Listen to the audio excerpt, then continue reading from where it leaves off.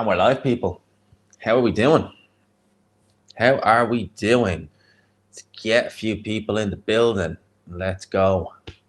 Watch Canelo versus Crawford. Did pretty well, actually, for this one.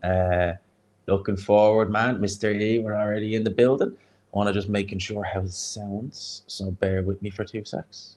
Forward, man. Mr. E, we're already in the building. I want to just making sure how it sounds. Sounds pretty good. Sounds pretty damn good. So, just make sure that that's all good. Good morning. Well, yeah, technically, actually, it is morning. 3:30 in the morning. I haven't, right.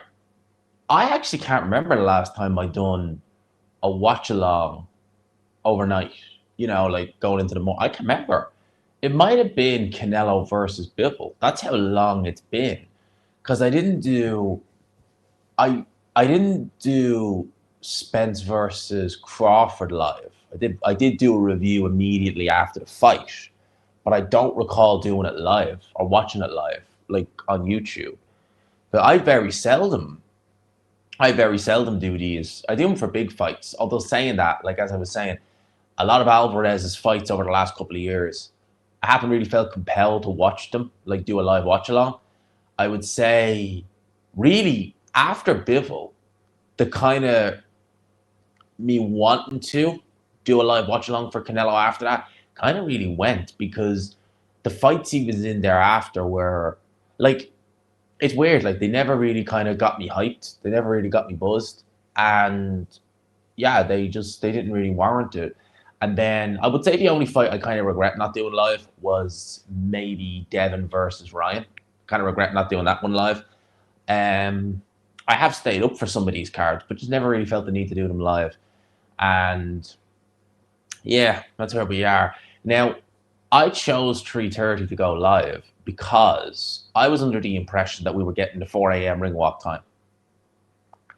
Ain't gonna happen. Ain't gonna damn well happen. That's just not gonna happen. We ain't getting no 4 a.m. ring walk time.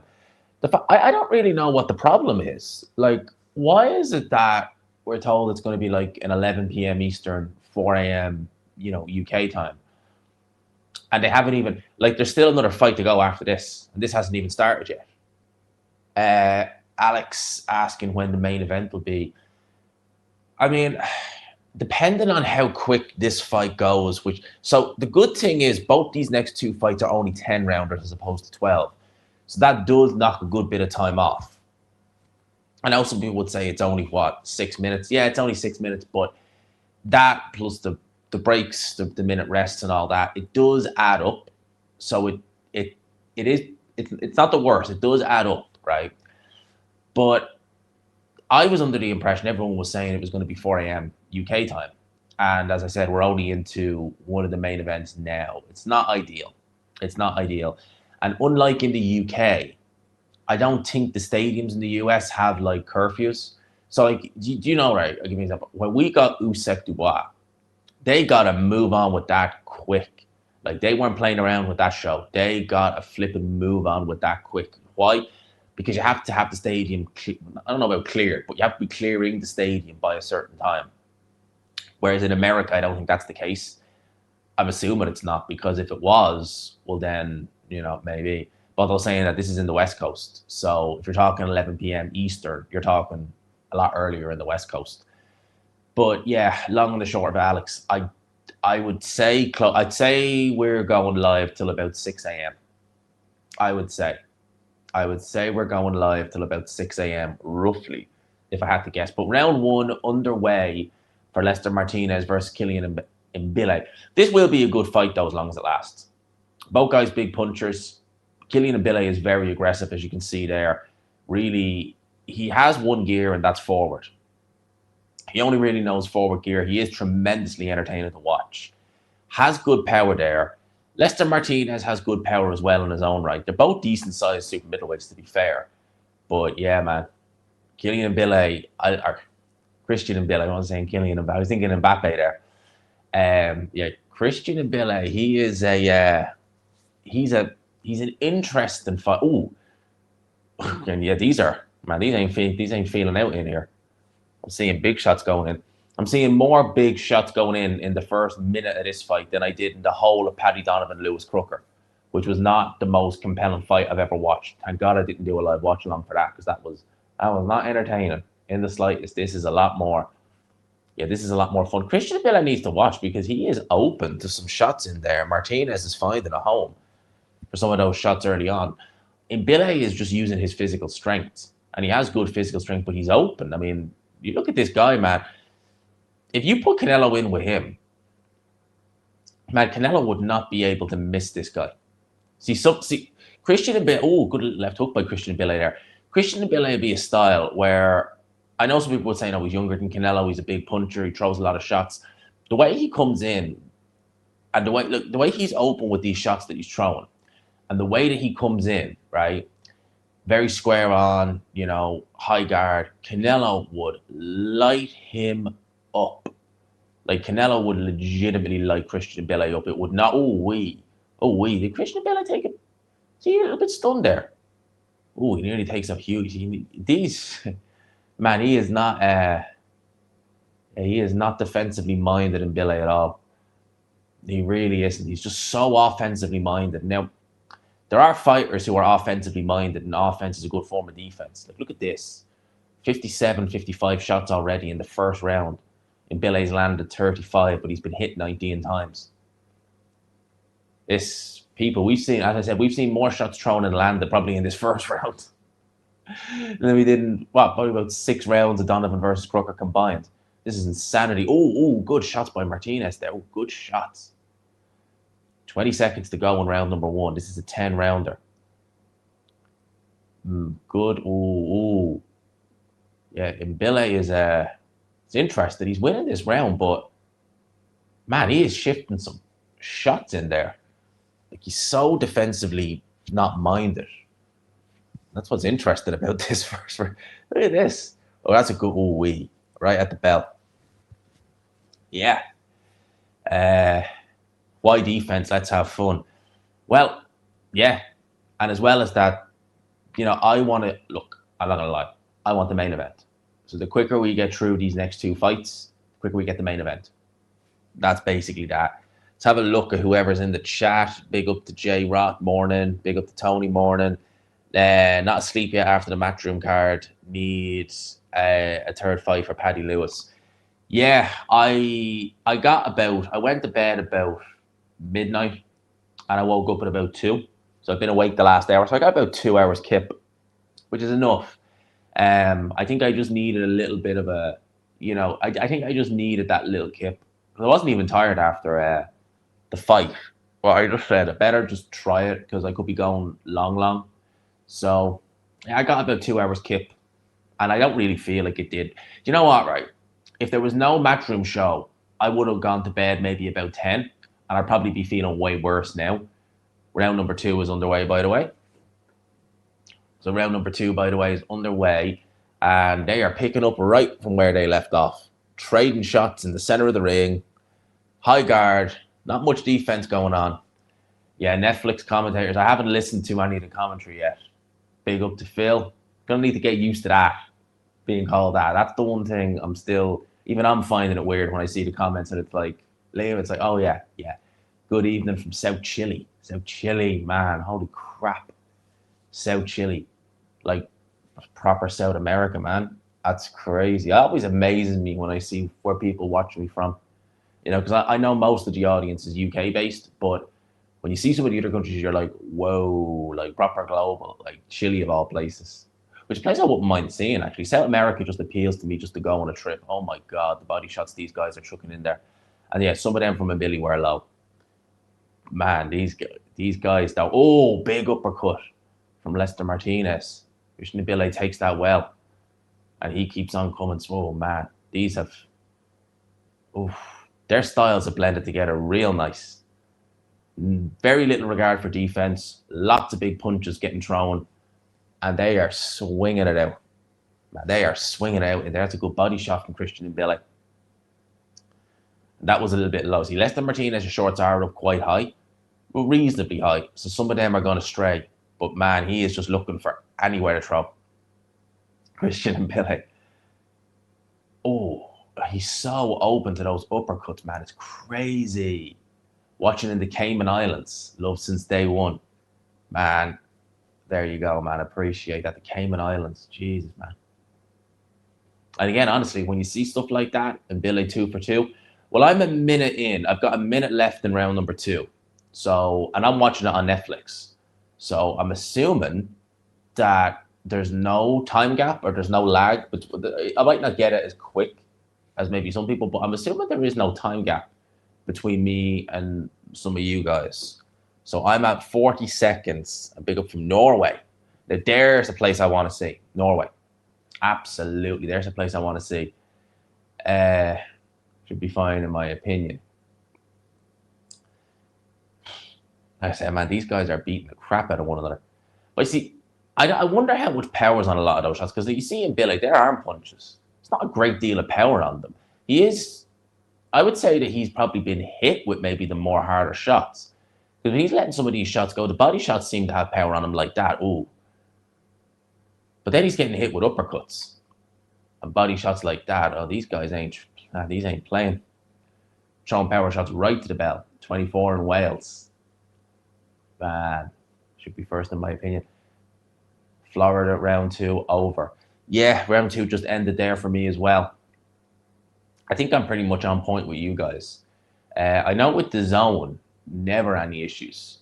I know when it was the old Sky days, a lot of times we'd be ahead because we'd get it like instantly from Sky. So a lot of the times we'd be just way ahead. But yeah, Netflix, I can't see. I'm not really watching the commentary. Obviously not, because I have the commentary switched off or muted, because obviously I don't want any issues. Because I know with the zone I'm normally all right, but with Netflix, I ain't gonna lie. I'm gonna be reluctant to even. I'm probably gonna be reluctant to even let them play the sound, you know, for when they announce the winner. I'll probably will for the main event if it goes to points, but I'm gonna be a little bit reluctant to play anything on there. All right, round number 3 is underway. They're a little bit. That's one thing I've noticed with this. They don't really give you ample warning when the round's about to start again. And this is a fight where you don't really want to miss it, because they are throwing bombs in there. Even though Inbille is probably winning, I just feel like the bigger, harder shots are just coming in from Martinez, except that there, Inbille lands a good little combination. Because he's walking into so many uppercuts, it's not even funny. I mean, look at that. He's just so open for that uppercut. I mean, Martinez is only really just having to telegraph him, and then boom. Well, I love Inoue as well. I absolutely love him. Do you remember the last time he fought? He pretty much saved the weekend. Do you remember? He pretty much saved boxing the last time he fought, because we had that Times Square show, which on the surface sounded good, but it was anything but. Then we had that awful Canelo Skull fight on Saturday night, and it was in Saudi Arabia, but for some reason they did it at like American time, so that was awful. And then leave it to Naoya Inoue to come in on a Sunday. He saved the day. You know, it was amazing. Naoya Inoue literally saved everyone, because he had a great fight.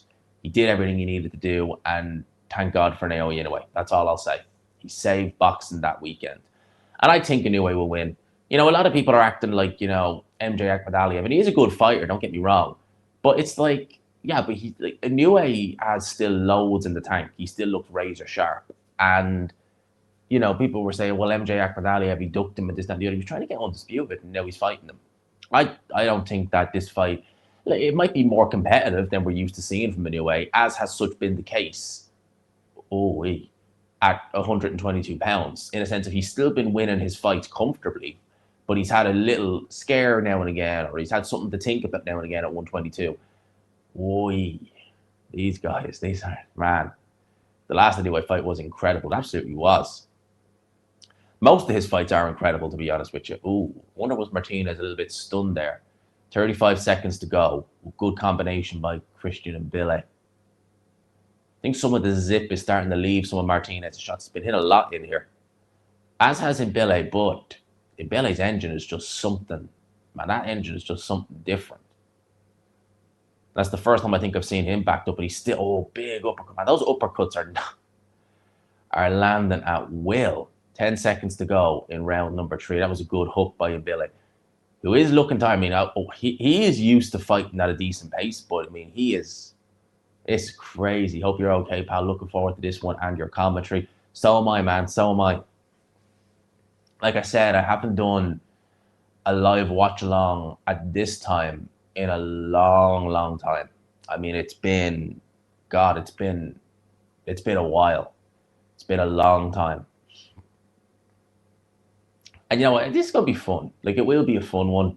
I think I'm just so used to doing these watch alongs at a time that just suit me. And, you know, start at whatever time it is, 8 o'clock, 9 o'clock UK time. We're done by about midnight, if even, normally earlier. Whereas, yeah, I've never been good at like doing all-nighters and staying up all night and stuff like that when I have to, if it's planned, if you know what I mean. Because it's all well and good, like, to go on a night out and stay up and do that and the other and stuff like that. That's fun. But when it's like, right now you gotta, it's like, it can be a little bit, you know, it can be a little bit like, ugh, what did we do? All right, round 4 on the way. And man, that arena is still not even near capacity, not even near full yet. That's crazy. And we're near the very end. Well, we're not near the very end, but like, we've only got another fight on after this, and then it's going to be good. I always tell myself I won't do it till 6 a.m. Yeah, we're looking at a 6 a.m. night tonight. We're looking at a 6 a.m. I mean, again, this is what I don't like, right? They always tell us, oh, it's going to be this time. And in the UK, it normally is. Normally, in the UK, it is. They told us 4 a.m. It's nearly 4 a.m. now. We've got another fight to go. And this fight is, although they are, you know, showing no defense, they really aren't. It's a fun fight. Neither guy really looks like neither guy's been stunned remotely. So it looks to me as though we are going the distance, most likely, unless something happens in the next couple of rounds. More than likely, we're going the distance in this fight. The next fight we have, I mean, Callum Walsh is a big puncher, so you'd imagine he should be maybe getting rid of Fernando Vargas Jr., but you just don't know. You just don't know. So if we end up going back-to-back 10s, we're looking at like 5:30 a.m. ring walk, 6:30 a.m. finish. So yeah, we're looking at a late one. We're looking at a late one. Who is your go-to YouTube channels to cover boxing? Well, obviously Ade, Hatman, Chris Andre when he was doing them. I don't know what is going on with Chris Andre these days. Joe Stunner Boxing. The kind of, you know, I'm pretty much, when it comes to boxing and who I watch, it's kind of, you know, usually the same guys, and we always tend to kind of, sometimes we'll disagree, but we normally have kind of similar sounding opinions. A guy called Henry as well. Sorry. I'm just gonna, there we go. I wouldn't mind, this isn't even a pay-per-view.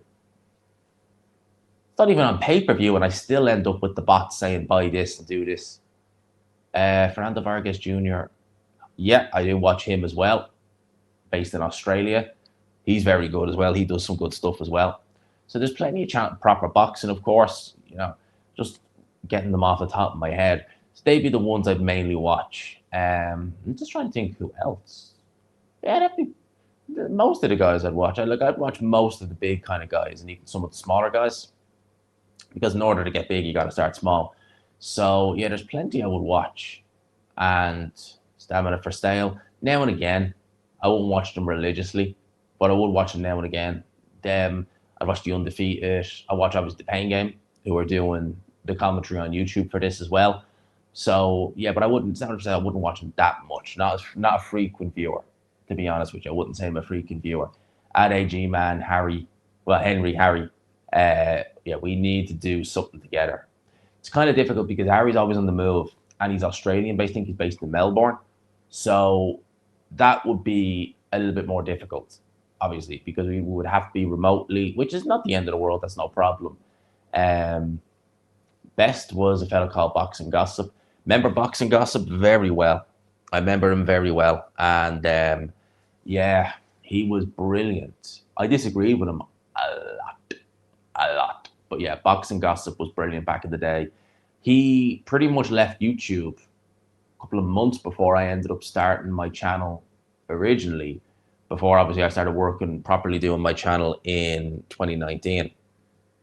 A big up to Lone Wolf Boxing, 50 quid. People, thank you so much. Lone Wolf Boxing, been great watching your journey. Can't wait to see where it goes. Been a great boxing weekend already, and haven't seen Canelo Crawford or New yet. Guys, showing bags of heart here. How would you see a fight between Crooker and Ben? I felt Paddy Donovan would beat Conor Ben, and I think I might still feel that. But Lewis Crooker, I don't know. I mean, he is talented. There's ability there. He can certainly punch. But he was very gun shy in there. You could see that. Even though he was able to drop Paddy Donovan twice, he really didn't want to commit with anything unless he was 100% assured it was going to land. I don't know. I don't know who I'd pick in that fight. I probably would maybe just edge to Lewis Crooker because I just think he's just the more like accomplished, and he is more accomplished. But I don't know. I'm not sure who I'd take in that fight, to be honest with you. Again, Paddy Donovan, I thought he won the fight. And I think if he fought Conor Ben, I think he'd win. But that's just my opinion at the end of the day. I don't really know. I mean, like, Conor Ben, he's fighting Eubank again. He hasn't fought a welterweight in almost 4 years. So, yeah, I don't know. Man, these two are going to 10. I mean, these 5 rounds have flown in. Neither guy has scored a knockdown, throwing absolutely everything but the kitchen sink. Christian Inbille has just been hit with so many uppercuts. And you do wonder with Inbille, right? He's landing good shots here on Lester Martinez, but he's just been hit with so many goddamn uppercuts. It's crazy. Surely there has to come a time when they take toll. They take their toll. Being hit with the same shot over and over and over again, being so open for it, like he's again there. Surely there's an accumulation. But saying that, you'd say the same about Lester Martinez. He's been hit with everything but the kitchen sink in there. Look at this. This is just... Honestly, like they matched them well here. They really did. They matched them both very well here. Yikes. Both very tough, and they're gritting it out there. But god damn, these guys, they ain't playing around. They really aren't. Oh, get rid of that. The predictions seem like he had a gun and needs to get it right live. Respect for doing this, Liam. Peace, Seamus from Glasgow. There you go, man. Yeah, that's something I'm still going to have to get used to. First live I've done since the name change. Well, the rebranding. Obviously, it's my real name.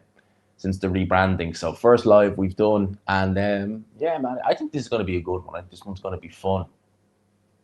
As long as we go. Total punches landed. Holy crap. 211 punches landed by Martinez. 138 by, Christian Inbille, 111. I mean, it's crazy how much these guys are getting hit and the work rate and the heart on display. Lester Martinez just looks at him and just saying, nope, no effect. As round number 5 comes to an end, holy man, they are not playing around in there. They really ain't. Now, did that go? Yeah, that went. I think that went. What else do we have? Ben will be too fast for him. Possibly, yeah. The speed would be an issue. Not me, hey G man, big up. I always find it odd when guys throw bombs and don't damage one another. Yeah, but I think you have to understand, like, these are throwing a lot of arm shots. So the power is not really going to be what it necessarily should be. So I'd say if one of these guys was able to land a good counter where they actually proper sat into the shot, yeah, you'd start to see your reaction a lot quicker. I suspect that that's probably what's going on. They're both getting hit, but they're not getting hit like with full force, blooded power shots. The shots they're throwing are just arm punches at the minute, which they should be okay with them. Should be anyway. And as I said, this is a 10-rounder. Now, what they should be doing, if they're smart, not the fighters, but the organizers, if they're smart, they literally should have the ring rock ready to go for the next fight. I mean, flipping ready to go. Round 6 underway. Turkey, the excellent Turkey there ringside. We see him there. I still think the build-up, that's a big ring. Look at the size of that ring. That is Oh, what is that? 20 feet by 20 feet. It's a massive ring. So if you're Terence Crawford and you're looking to move, you're in the right place because that ring is massive. Don't normally see rings that size, but normally you don't. That ring looks massive, and these guys are absolutely fighting as if it was a tiny ring. They are throwing the shots in there. They ain't giving a damn. Now they are letting it go in there. And by the way, if you haven't already, please do consider hitting the like button. I forgot to ask about that already, but yeah, please do consider hitting the like button, hitting the subscribe button. At the end of the day, we want to get as many views on this stream as we can. So if you could, I would greatly appreciate hitting like, hitting subscribe, all of that good stuff. We get this stream recommended up a little bit more highly. Yeah, man, these guys. Do you know how you know they're really not hitting that hard or they're really not throwing massive power shots? Neither guy's face, for all the shots they've taken, neither guy's face is really damaged. Like, you know, when someone's in a real war where they're getting hit with loads of big shots, you can see damage. Neither guy is really bashed up in there. You can see that. Like, both guys' faces are not really marked up or anything like that. So I'd say they're. Oh, that was a good hook, though, by Martinez. And Billy, I think, was just more off balance, or he might have been swinging with it. But that's the real kind of, you know, first power shot we've kind of seen him properly land. Liked. Boom. What are some of these things? I always wonder when they say held for review, you're like, God only knows what they're saying. But yeah, that Jason Statham next Turkey, indeed it is. Indeed it is. You'll see all the stars. They had Mike Tyson hitting Mr. Beast. Shame he couldn't have hit him in the head, but there you go.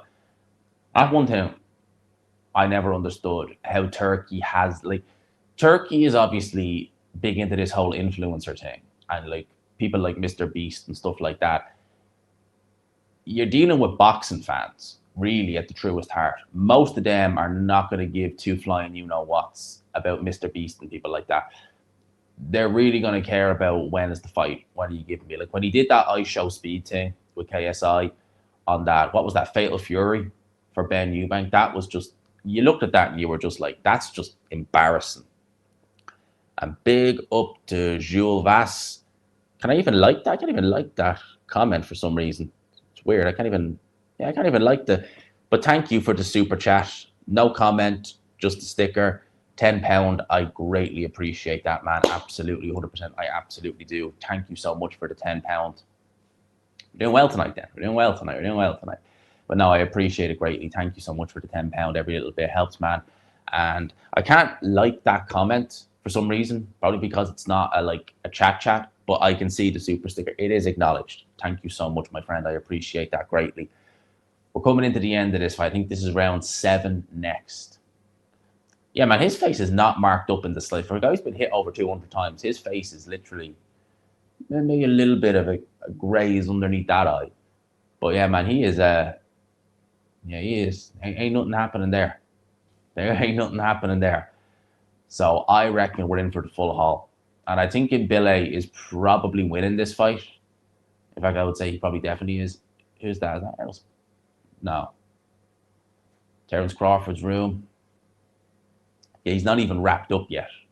Like, he's in his boxing attire, but he's not even got his hands wrapped. So what time is it now? 4 a.m. We're looking at a 5 a.m. time. I reckon 5 a.m. I reckon another hour. Because they want to get his hands wrapped up. Then they're going to want to get the warm up.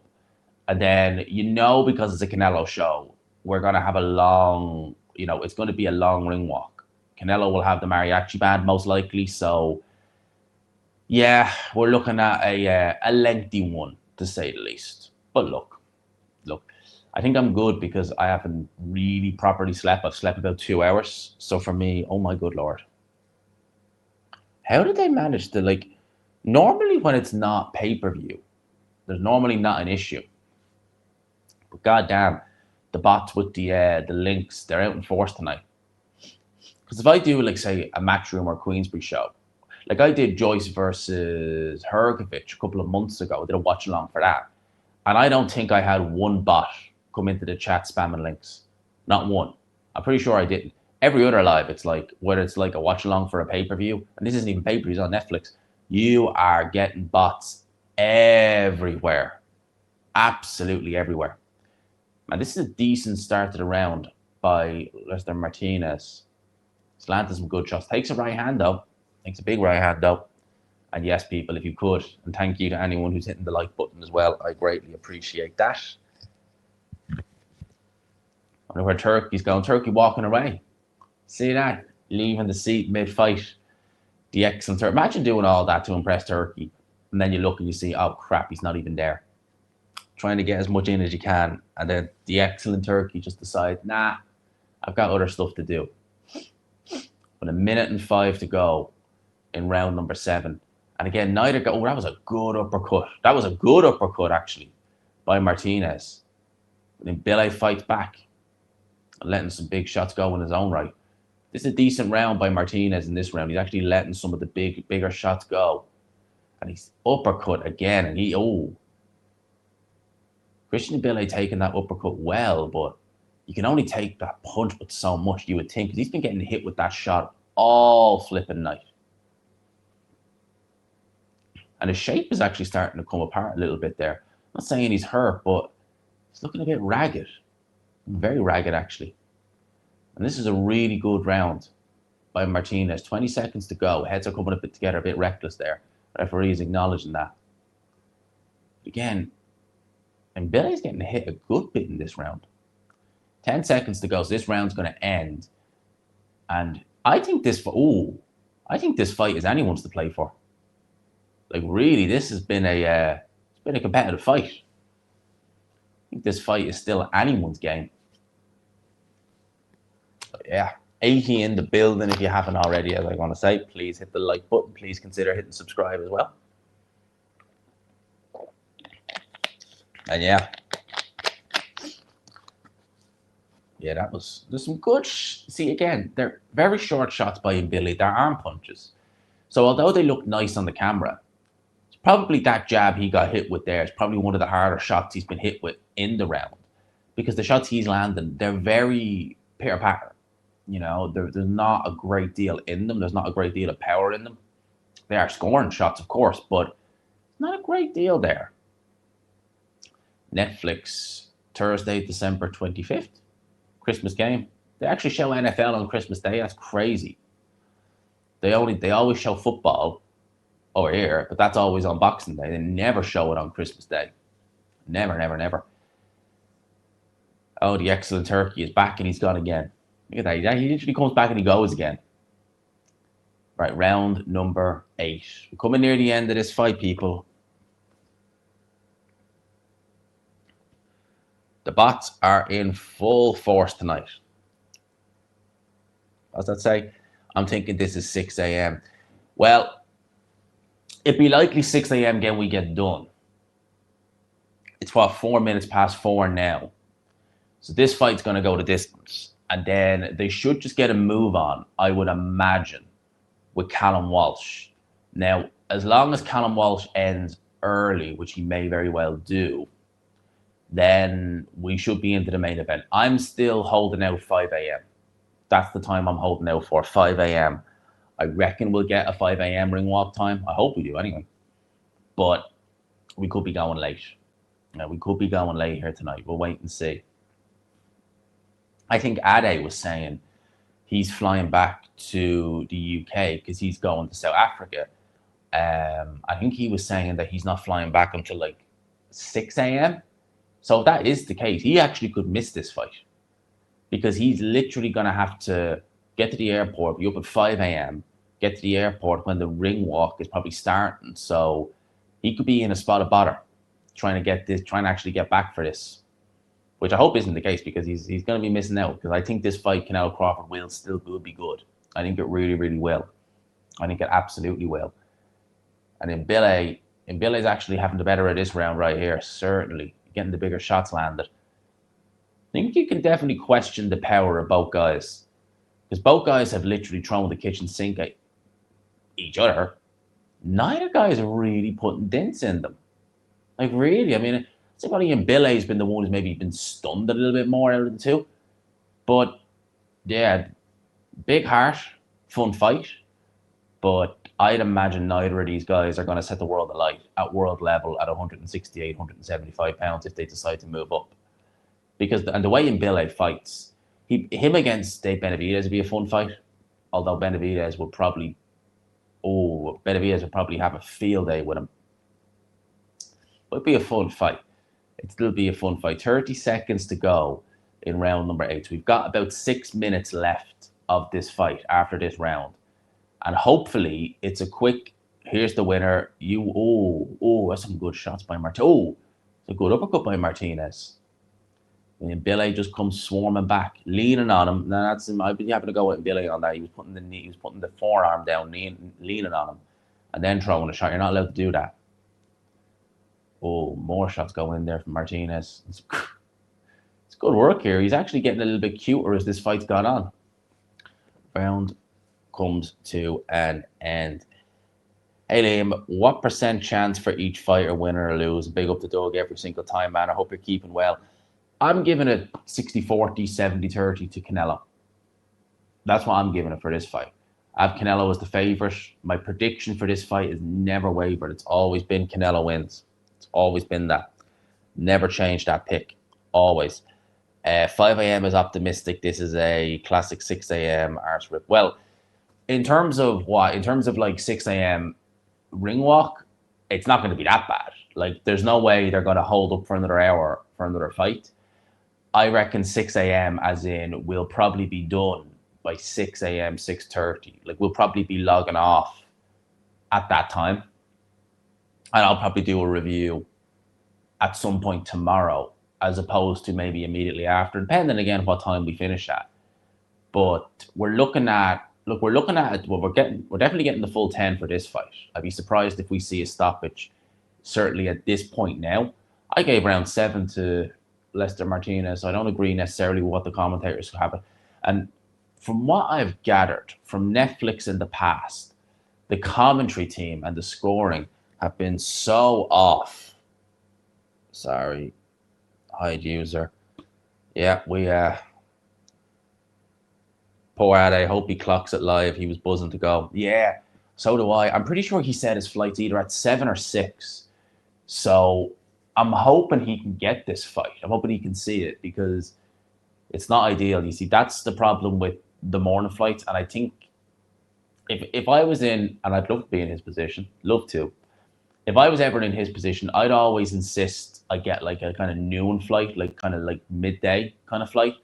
Because that way, because you finish up on the show at like, say, 11, 12, thereabouts. You go back to the hotel, and then you're literally up in about 4 hours to go again. I'd be insistent, no, just let me have a proper night's kip, and then I go at like noon, 11 o'clock, 12 o'clock, something like that. At least then, if you have a fight like this or a card like this, you're able to still watch it. You're not in a rush, and then you're not like on a plane thinking, oh my God, what's happened, And by the way, 109 in the building. If you haven't already, do please hit the like button, hit subscribe, all of that good stuff. We all want to get the likes up. And how many likes are we actually on now? I haven't even checked. We are on 45 likes. So if you haven't, I would appreciate you just consider hitting that like button, hitting the like, hitting subscribe, all of that good stuff. Be good. It'd be greatly appreciated. But yeah, a minute and 5 to go here in round number 9. What's been a fun fight. Not had the most skill on display, but it's been a fun fight. And as I said, we are one more away. Martinez Billy taking some shots there. He's landed 320 shots. He's been hit 296. So both guys have been hit a lot. Like I said, Paddy Donovan, Lewis Crooker. How many solid shots were both guys hit with? Very few. And that was a 12-rounder. This is a 10-rounder. Crazy. Both guys are just, imagine how. And you see, that's why Inbille is now 30. The way he fights and getting into his 30s now, he is going to be done in about 2 years. He'll be done in about 2 years with that style. Because there's no way the way he fights is going to let him age well in this sport. Like, that's why someone like Paddy Donovan and Lewis Crooker, if you see the way they fought, they'll probably age all right. They'll probably age all right because they're not really throwing high volume and they weren't really getting hit. I know Donovan got dropped twice, but still, for the most part, he wasn't really getting hit. Right, one more round to go as well, people. Last round, there's a nice combination by Martinez. Big right hand goes in, but again, arm punch. I'm still calling them G-Man. If you want, man, you're more than welcome. You're more than welcome to do that. Damn, for a second, I couldn't find the channel.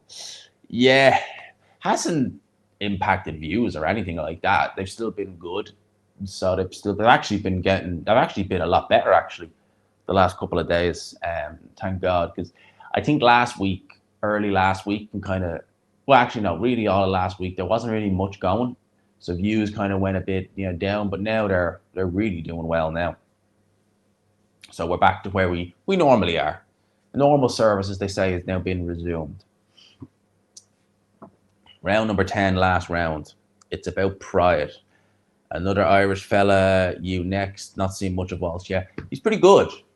He's pretty good. I hadn't seen much of him until really the first main time I seen him was when I heard of him. But the first time I really seen him was when he fought at the O2 last year, or not the O2, the Tree Arena last year in Dublin.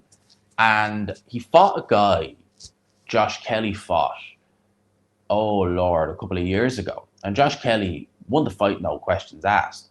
But he went to points, he went to distance. And don't remember him. I think he maybe did drop the guy once or twice, but for the most part, Josh Kelly just did what Josh Kelly does. Man, Callum Walsh knocked the guy damn near out cold with one left hook. And he fought a Scottish guy on Paddy's Day in America, in New York. Forget the guy's name. Was it Dean Sutherland or something like that? One round demolition job. I think he knocked him nearly out cold. Or maybe he did knock him out cold. So he's got good punching power. He certainly has that. Get that off screen. Getting like an ad on StreamYard pop up. So he's definitely got punching power. But let's wait and see, is he able to use it? And he's been promoted, for want of a better word, by Dana White for a while now. He's fought on, he fought on UFC Fight Pass. So those boxing shows were done under the UFC banner on that Fight Pass thing. So he's familiar to, decent sized audience. Like I said, he fought in MSG in the smaller arena back in March. So he shouldn't be overawed by the occasion. He's a good fighter. And yeah, I reckon he'll probably, man, if Martinez wins this round on the unofficial scorecard from Netflix, I was going to say the zone there, Netflix, old habits, then it's a draw, which it really does. Like, yeah, no one's really got a foothold in this fight. So this really could go either way. I'd say that probably just because he's been more active, even though both guys have been active, this guy's been more, they might just give it to Christian Inbille, maybe, but like, it's much of a muchness, really. Like, really. Well, let's see. 40 seconds to go in round 10. And then we've one more fight to go, and then we're good to go. Man, these bots are not holding off tonight. Just got to get rid of them ASAP. They ain't playing tonight. The bots, Netflix, all that, yeah, they are going to be spamming like no tomorrow. They are going to be spamming like there is no tomorrow. Is Inbille hurt there slightly? No. I thought he was. He just kind of stopped in his tracks there. But yeah, 10 seconds to go. Fight's about to end. Decent scrap. They really letting the shots go here. And the referee calls. That was a good scrap. That was actually a good scrap. I'll give him that. I enjoyed that. That was a decent scrap. 10 rounder. I mean, I could have that as a draw. I really could. You could definitely have that as a draw. Official decision coming up next. This is something about Netflix. It's like, official decision coming up next. Yeah, we know. Back in a minute and 30 seconds. So they really, it's different. I mean, again, I think I watched Jake Paul, Mike Tyson, but I only watched that fight. It's different the way Netflix do it to how like Sky, The Zone, Top Rank, ESPN and all do it. It is a bit weird. They're very regimented, fight over. Now, next is scorecards. Then we'll be back. Don't be doing it. It's like, we know. We know. We're watching this sport long enough. We know what order things go in. We know how it goes. We know the fight ends and then the decision comes next. We don't need pop up on screens to tell us that. We know. Back in 45 seconds is what they're saying here. I do wonder what numbers this is going to do for Netflix. Oh. Co-main event is going to be another 10-rounder. I'm hoping not. I think we might be all right with that. I think we should be okay. I think Callum Johnson will probably win, and he should get rid of the guy. It's just a case of when. The fact that they're doing Canelo's hands now, so he should be done pretty soon. They do the quick warm up, get a sweat on, get a warm up, and then I think we're good to go. So we're on course for about 5 a.m.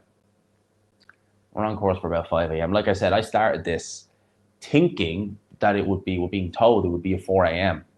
ring walk. It isn't. Okay, here we go with the official decision. Let's have a listen. Michael Buffer's doing the announcements. Okay. Let's have a listen.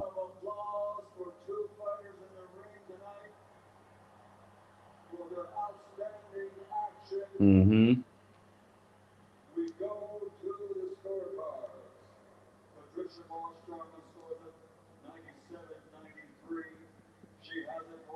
All right, so we're looking at a split decision. I can't really argue with that. All right.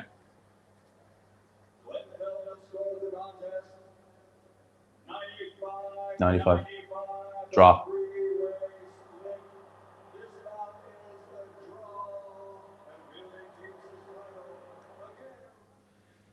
You know what? I'm not even gonna hate on that. It could have went either way.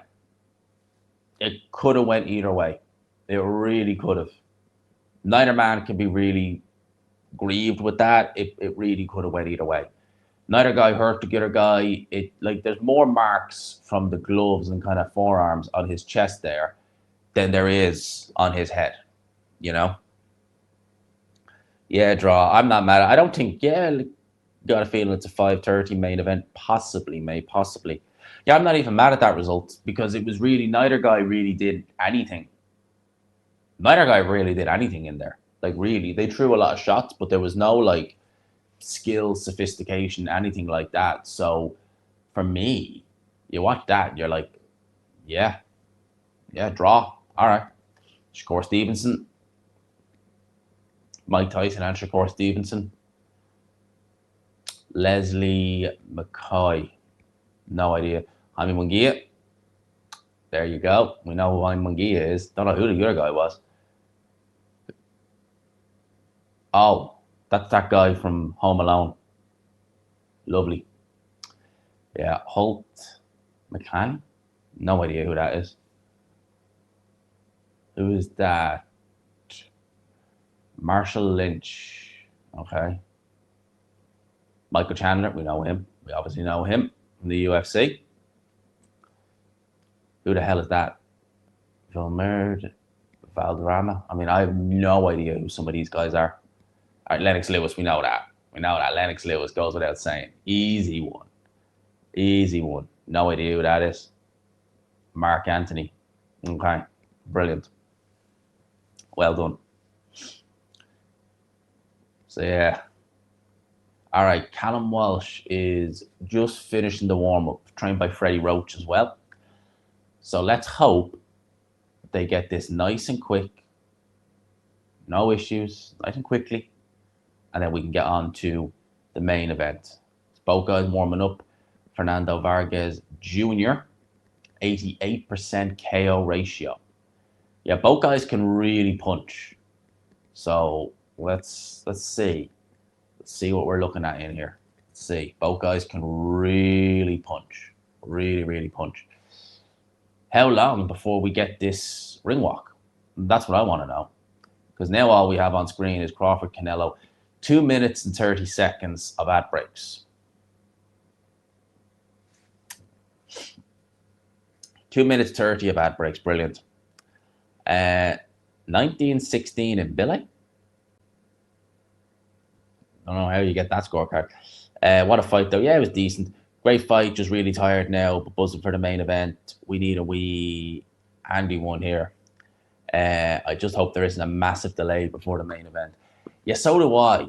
I mean, the fact that Netflix seem to have this kind of like regimented kind of thing where it's like, all right, back in 1 minute and 50, and we do this, we do this, we do this, we do this.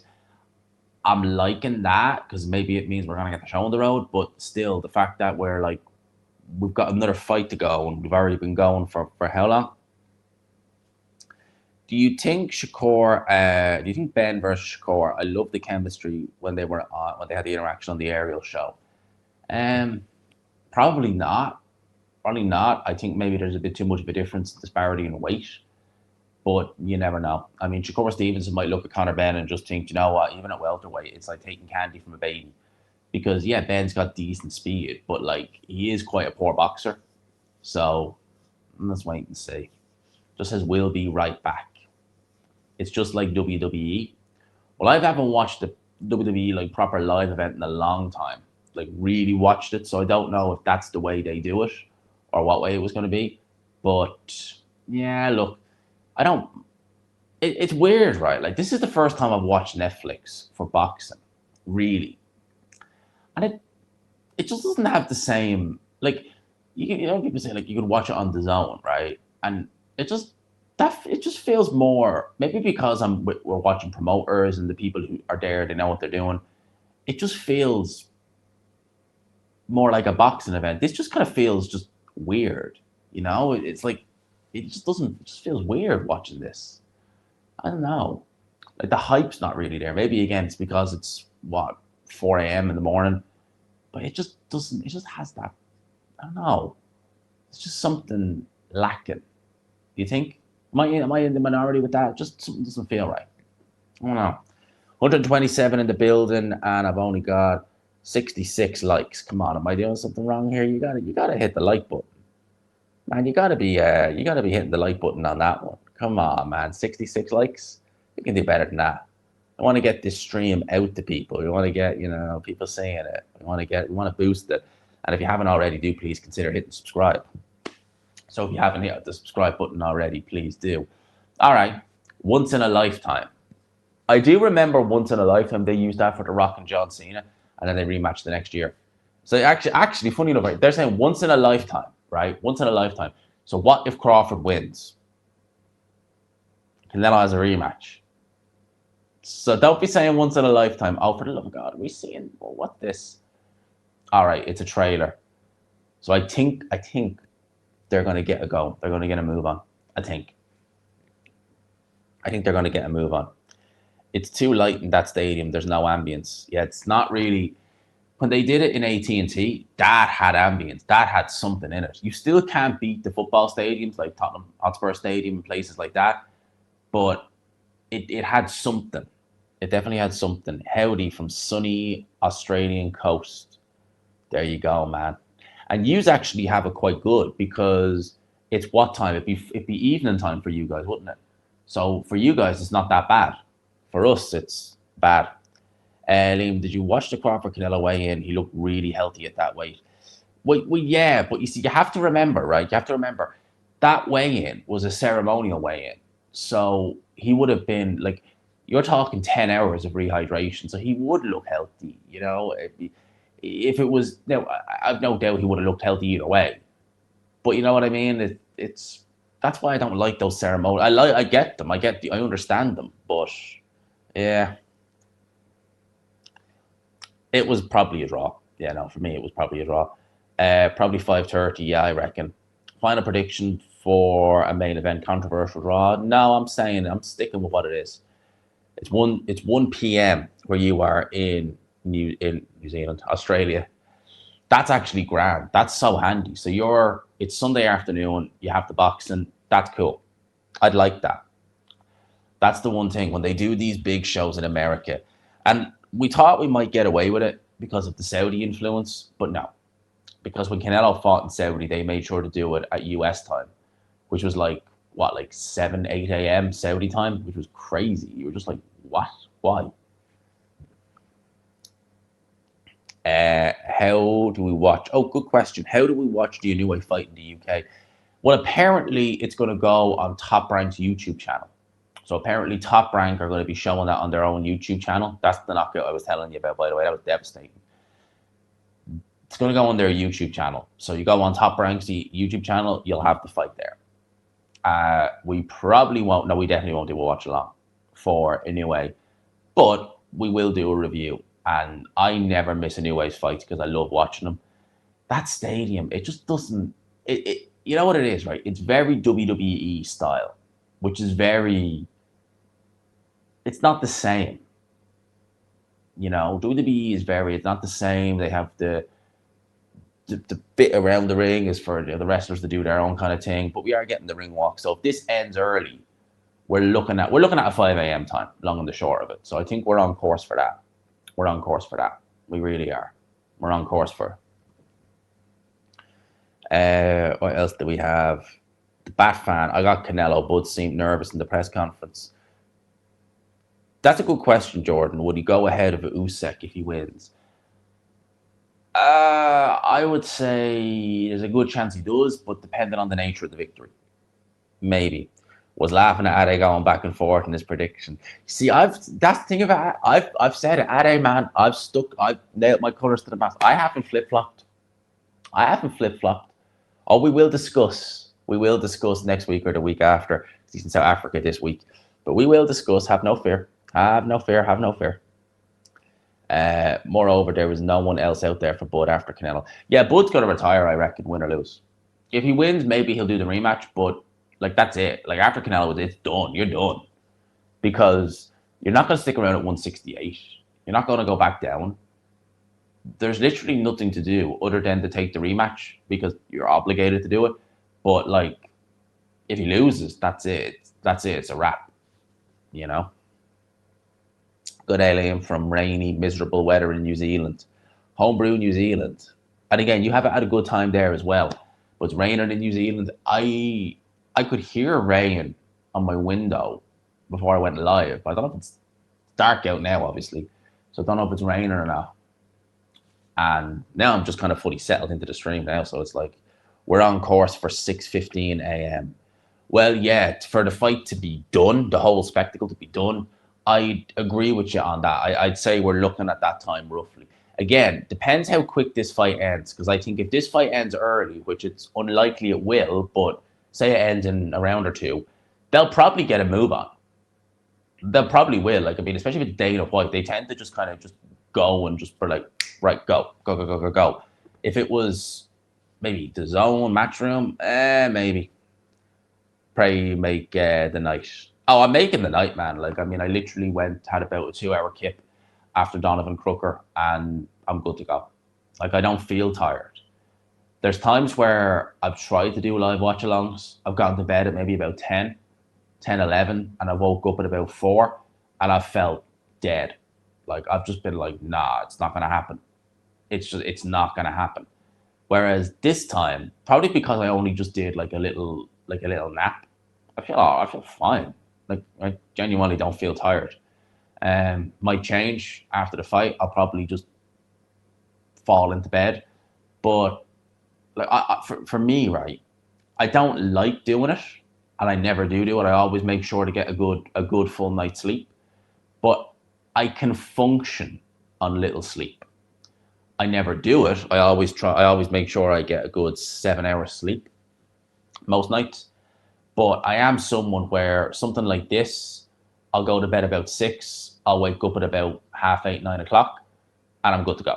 I will go through the day, no problem. So I can do it. I just choose not to. I just choose not to for the most part. I'm a lot worse if, as I said, I get maybe 5-6 hours sleep in and then wake up in the middle of the night. Then I'm just like, ugh, I'm like that. But because I've done it the right way this time, I'm good. Like, we're good for tonight. We're absolutely good for tonight. Didn't even bring any coffee. Didn't feel the need to make any. Just have my old trusted H2O, and we're good.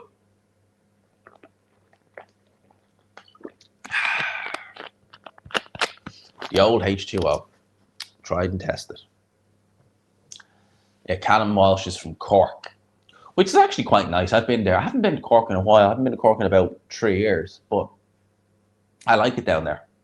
I like it down there. It's nice. There's nice parts to it. It's a nice town. Well, it's a nice city. I've always stayed in the city, but it's quite nice down there. It really is. It's quite nice down there. Obviously, he's American-based. Love the accent. Thank you, mate. North Dublin at its finest.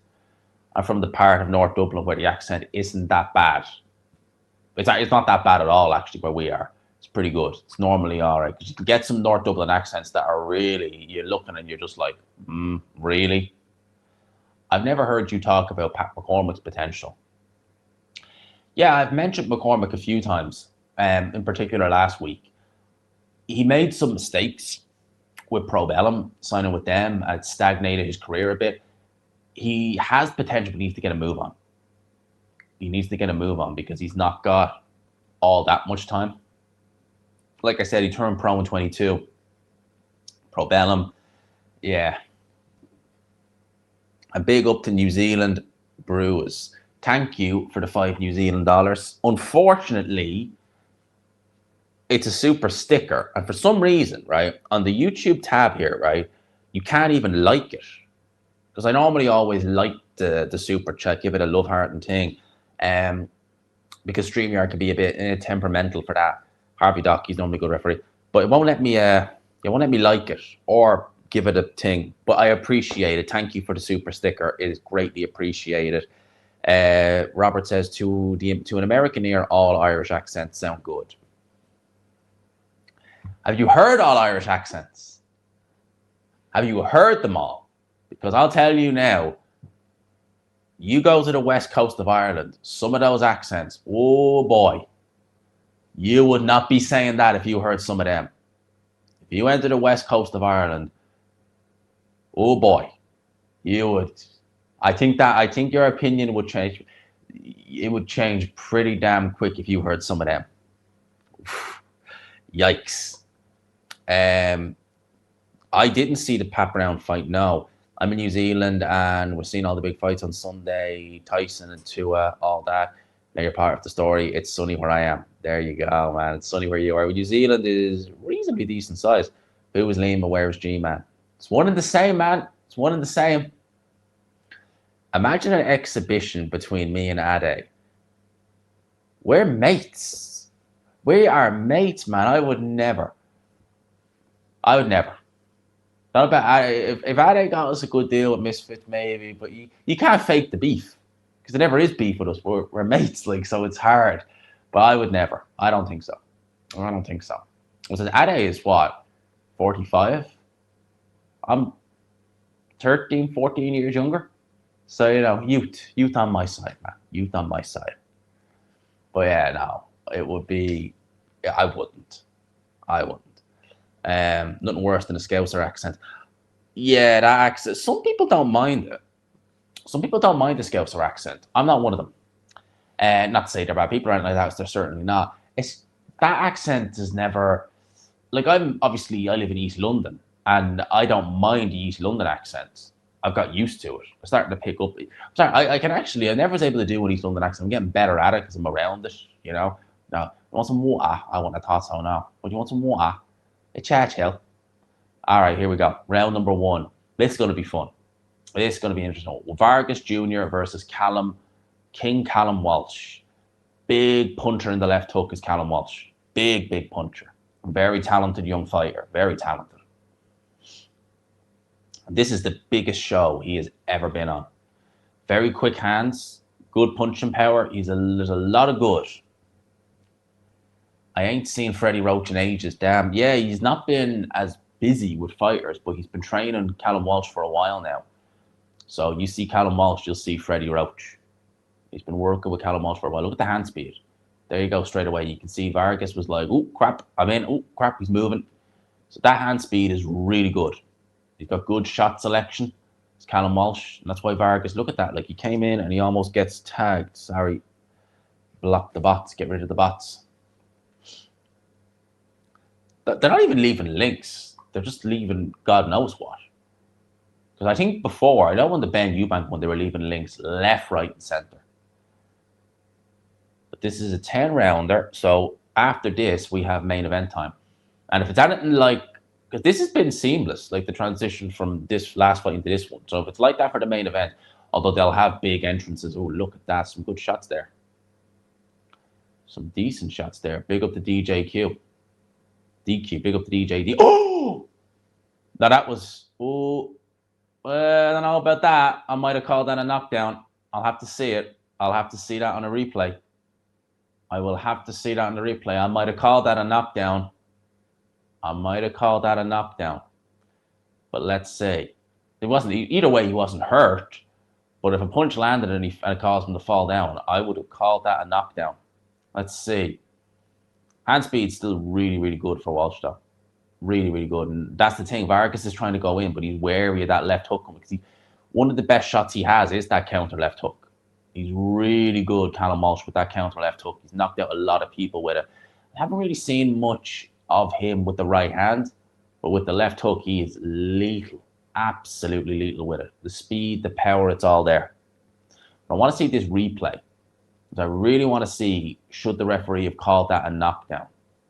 I need the tie-in boot intro to return. That's been gone. That's been retired for a while, man. I always bring it back, maybe at Christmas time. I always chuck a little tie-in boot intro there at Christmas. But it's kind of weird now because I'm not using the G-Man name anymore. So it'd be calling me G-Man when the channel's not even called that anymore. But look, I always bring it back at Christmas for a video or two. So, you know, I will. But I have the fire going with a few beers, so no worries. No, I didn't buy any beer. I don't have any beer. I just have water. Just for tonight. That's what we need. We're on the water tonight, man. I want to see a replay of this and see did Harvey Doc make a mistake. I want to see it. Change the channel to try and get a job. Getting desperate now. No, change the channel because I needed to. I needed to change up things. And now we spams the chat with that. Brilliant. Yeah, all the time in the world. But yeah, that's why we did that. So if he just keeps spamming it, I'm just going to get rid of it. But Dana White, I know, man. Yeah, I love to spam the channel. Brilliant. Big up to Mike. Yeah, man. That's what we're under now. Ain't no more G-Man. Ain't no more G-Man. And then you show a replay of that knockdown, which is weird because it didn't look like a shot landed. So I think the referee maybe did him a favor and should have actually called that a knockdown. But here we go. Round number one was a bit of a nothing round. Vargas looks way more solid, doesn't he? Looks way more solid than Walsh there. How come you done that? It was long overdue.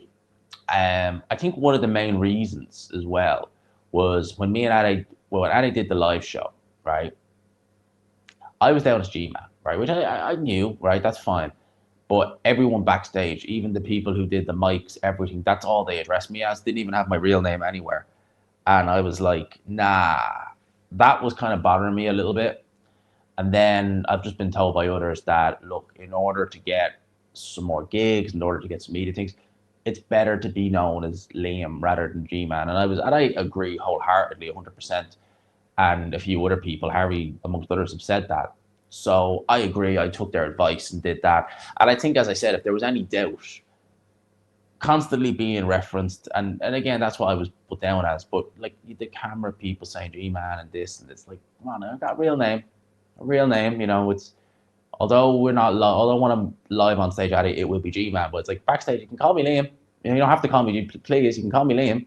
So for me, that was, if I had any doubt after that, I was like, nah, it's the right thing to do. I was like, it's definitely the right thing to do. I just watched your video explaining why it makes perfect sense. Yeah, and I know, Mike, you've been sub for years and years, and I appreciate that. But yeah, that was the main thing. I think I kind of knew I'd end up having to change it eventually. And I think I even said that before in the past. And yeah, being told by someone who's, you know, been there, seen it and done it, not just Ade, but other people as well, who know what they're talking about. It made me want to do it. And then, as I said, you know, being addressed, because I never really liked it. I never minded it, but like I never really liked it, you know, when you're out in public and someone like that and someone addresses you as G-Man. like I said, I love meeting people who watch the channel in public. That's not the issue, but it's like they call you G-Man. You're like, can you call me by my real name? Because I always correct people as soon as someone ever meet anyone. Because I've met plenty of people in London. I'll always tell them, it's like, just please, if you don't mind, you can call me Liam. I'd rather that because it's my real name. So yeah, where's the legend? Can I bring that one up on screen? Oh yeah, I can actually. Remember that?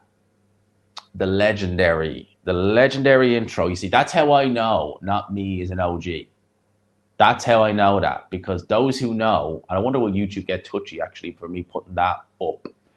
But for those who know, if you know, you know, the legendary intro, the legendary old intro we used to use for a while, for a good 2 years. Didn't we use it for a good 2 years? Well, that was one of the intros. There was 3 intros I got Ty and Boot to do. Well, I didn't get him to do. I gave him super chats, and he said, you know, shout out to the bag, you remember that? It was simple. Shout out to G-Man Boxing, that was one. Then there was the P bottle, and then there was the donating one was my favorite, and that's the one I still use now and again, like at Christmas time, because I think that was everyone's favorite. Everyone loved that one. The P bottle one was funny, but the donating one, that was the one that everybody loved. That was a funny one. Everybody loved it. Donate. No, it was how did it go? He's like, G-Man Boxing. Every single live he donates. I see him on other lives donating. He's got the bag, and he.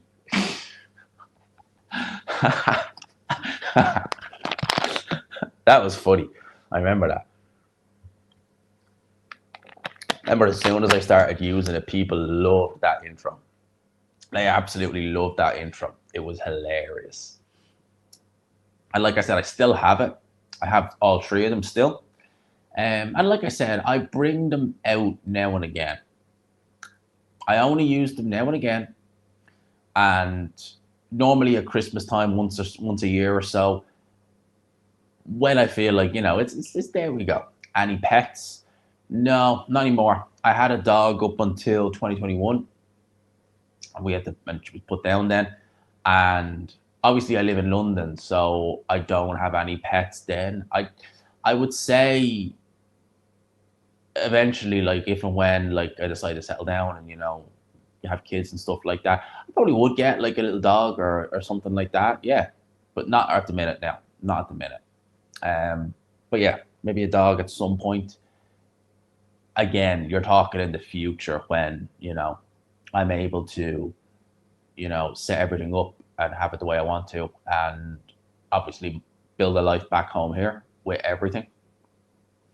You know, for God's sake. My condolences. We have a 9-year-old deaf chocolate Labrador. Happy night. Yeah, I think she was 11 or 12. It was kind of sudden as well. It was literally days before Christmas as well in 2021, so that wasn't nice. And she was a Yorkshire. She was a Yorkie Terrier. She was a Yorkshire Terrier. I was gonna say, was she a mini? No, she wasn't. She was a normal size Yorkshire Terrier. It was good. I swear. What does someone say? Were you at Parker versus White in July 2018? I swear I sat next to you. No, I wasn't. I watched that fight in Dublin in my friend's house. First time I ever went to London was 2020. So yeah, so I was not in London at all in 2018. So you definitely weren't sat next to me, and I didn't attend that fight live. I watched it live. It was phenomenal, but I watched it in my friend's living room. I watched it at the time in my friend's living room, and I think that I remember that day well. Actually, me and my friend, we ended up going in the Waterford that day to get part. No, we drove back and watched the fight. G-Man, how profitable is YouTube? Well, this live, I've had a donation of 50 quid, of 10 quid, of 2 quid, and a 5 quid. So you're talking what, 70 quid almost just on this live. Now I won't get the full 70 quid because YouTube take a cut, unfortunately, from super chats. But that's just from this live. Profitability wise, it takes a long time to get your channel to a place where it's making somewhat decent money. It really is. It really does. It was really kind of the back end of 2023 is when I started noticing the channel was actually starting to bring in a decent amount. A decent amount. It can vary on, you know, like this month has been reasonably slow in comparison to, say, last month and the one before. In particular, July. July was a particularly good month, monetary wise. But long and the short of it, yeah, if you get it to a stage, it is quite good. I couldn't do this full time on what I'm getting, but if I really wanted to, I could work part time if I really wanted to. My rent is covered every single month by YouTube, put it like that, and that's in London. So every single month, YouTube, that sorts that out. So my full-time job, the money I get from that is mine. Am I going to Dave Allen at Sheffield? No. I'm actually going to be here for that fight because I've got stuff to do that weekend in Ireland. So I'll be here for that. I'll probably do a watch along for Dave Allen, my old buddy, Dave Allen, who has nothing but good things to say about me. At the end of the day, right, I've nothing against Dave Allen. I don't give a damn what he thinks about me. I had an opinion and he took offense to it, which is funny because in the next sentence, he proved me right. So there you go. Awareness. Brilliant. But I don't really give a damn. He can say what he wants to say about me. It doesn't bother me. The only thing that bothered me is that a lot of his, little ass kissers started, spamming the comment section of videos and DMing me and saying, Dave Allen said this. I'm like, yeah, well, I don't care what he said, right? It's the fact that, you're trying to paint yourself out as the good guy and then you send all your little fans to give me stuff. I was like, yeah, real good. Yeah, real mature. Brilliant. So, yeah, that's all it was. I don't care. I wish him the best. I think he has a good chance of beating Arslanbek Makhmudov. I don't necessarily know if I'll be picking him, and it's not based upon me having any ill feeling towards him. I don't care. I just look at that stylistically and I just think, you might not be able to get through him, but I can see how you can beat him. So it could really go either way, that fight. So that's what I have to say on that. But yeah, me and Dave Allen, I don't think I'll be on his Christmas card list anytime soon, and I don't care. At the end of the day, there are certain fighters that I've met that I like to see do well, and they're a very minority. Most of them, I don't know them as human beings. I don't know them as people. They don't know me. So for me, it's like, you don't like me. All right, cool. I don't care. I'm not trying to win your approval or anything like that. I'm trying to do my own thing. If I have an opinion, that's my opinion. And if you don't like it, all right, tough, you know what. But at the end of the day, you still proved me right by saying, when I said you didn't train proper, or not that you didn't train properly, when I said you clearly didn't diet and you took offense to that, you admitted you didn't diet. So I don't see what the problem was, unless it's maybe facing the reality that, oh yeah, I didn't do what I probably should have done. Yeah, you still won. Fair play. Good on you. Well done. But yeah, Dave Allen, I don't give a damn what he thinks about me. It doesn't bother me. I watched Franklin and he looked something. No way he won that fight. I haven't seen it. I did see that he won it, but I haven't actually sat down and looked at it. He's pretty much guaranteed in a Telma fight now after that. He will definitely, if he's not fighting, he'll be fighting Moses Telma in December, I would imagine, after that. Because he's won the fight, I would 100% imagine he'll be fighting the Telma off the back of that, 100%. G-Man, how do you find the energy to work full-time and do this? Well, it's probably because my job is more mentally draining than physically. I don't do a physical job. I'm not a laborer or anything like that. So I work in account management. And do I enjoy it? Not really. I'm allowed to work remotely, which is fun. Well, not fun, but it's handy. So I don't really know. I think for me, people always ask that. I think it's just the way of life for me now.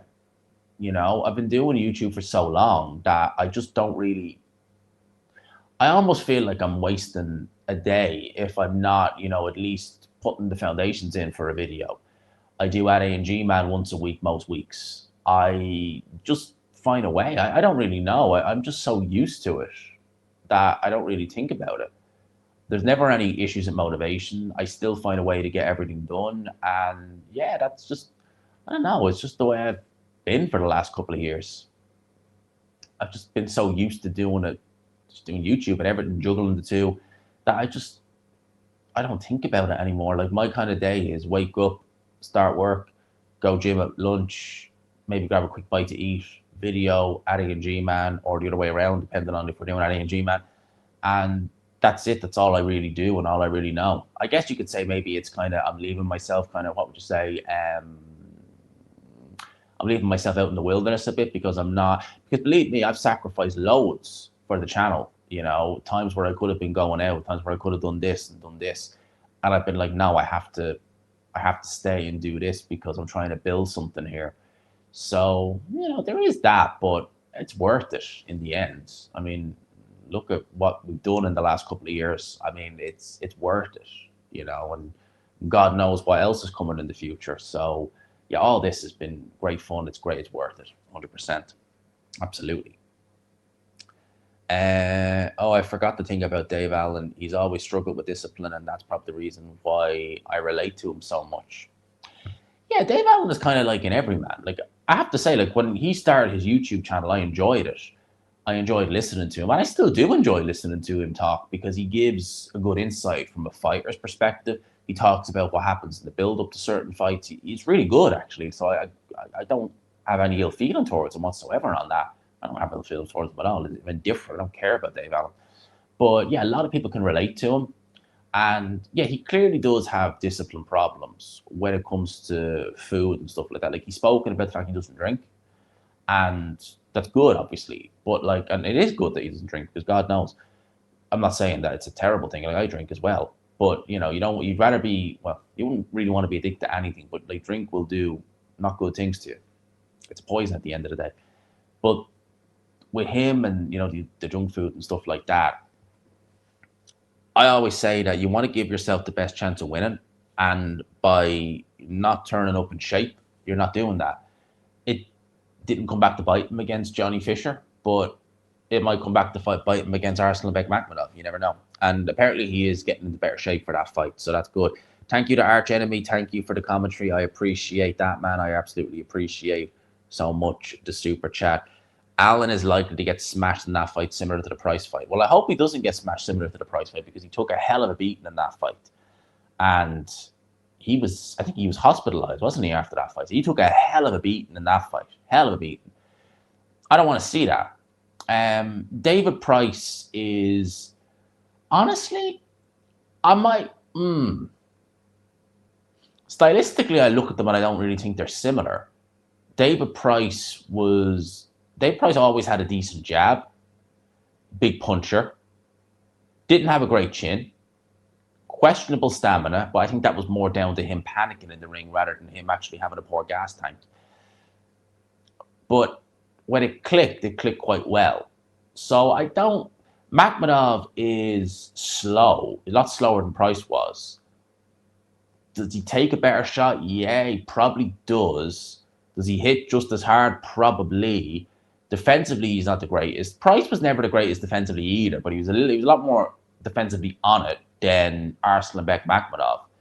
So, like, I can see a similarity, yeah, but I think Dave Allen will have a much, because Dave Allen was never in that David Price fight. You got to remember, like, from start to finish, Allen was never in that fight, ever. So, yeah, I would say, yeah, someone said that there might be the battle of the plotters.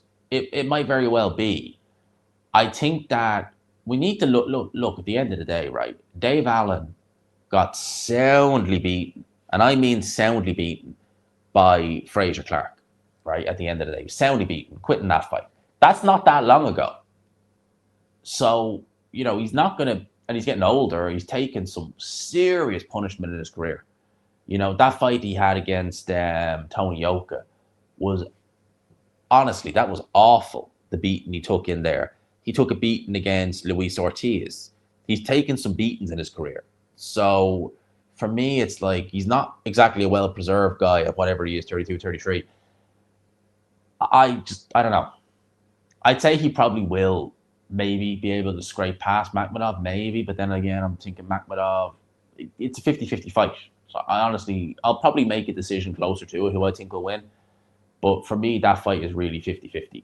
Your view on the Belfast card is fun. Dylan Moran fight was pretty fun. But yeah, the main event was a bit lackluster, and Paddy Donovan, I thought, did do just enough to win, just about. But yeah, it was all right. Oh my god, these bots are just not. They are not playing around in there. Hang on a minute. Gotta hide another one now. Yeah, the bots ain't playing around. And by the way, we have 156 people in the building. If you haven't already, do please consider hitting the like, hitting subscribe, all of that good stuff. In particular, the like button and subscribe button, really. Both of them, really. Because we want to get as many people in here as we can. I would imagine come the main event, we'll see the viewers go up quite significantly. Normally is the way with these watch-alongs. They normally peak when the main event starts. So let's make sure we're recommended straight off the bat by YouTube and the algorithms. The algorithms we do love so much. We try and work so hard to appease. We try flipping everything to appease the algorithm.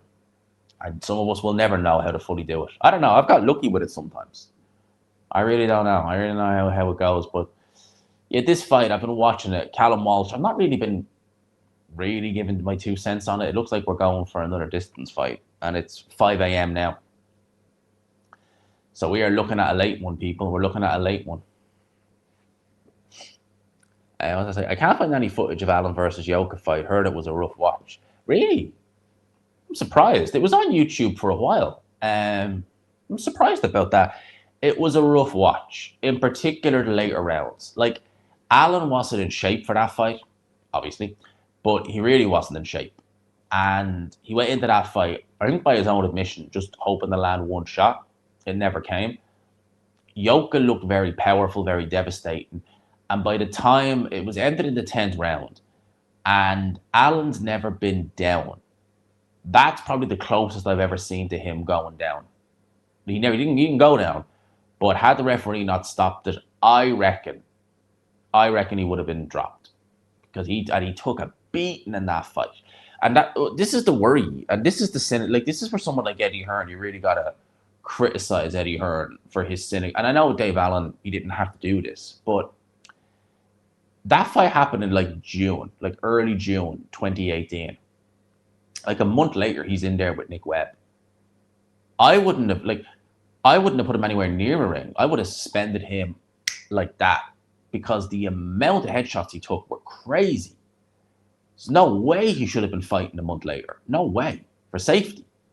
And Eddie Hearn offered him Nick Webb, and obviously it worked out well, but it shows the cynical nature of Eddie Hearn, that you could see one of your fighters, and Dave Allen, take an absolute shellacking for 10 rounds. Definitely had a mild concussion at the very least. No, the fight where he lost his tongue was the Luis Ortiz fight. Another devastating beating he took in that fight as well. It's the thing, like, Dave Allen's taking, this is why I worry for him, because he's taken some beatings. And these losses, most of them, when they lose, they were brutal. The Luis Ortiz fight was brutal. The Tony Yoka fight was brutal. The fight he had against David Price was brutal. Even some of the fights where he won, when he fought that Argentinian guy, what's his name? Bracamonte. If you've never seen that fight, that was brutal. And he wasn't in shape in that fight either. That was flipping brutal. So he's had, even in some of his wins, the Nick Webb fight, he shifted some punishment before he got that knockout.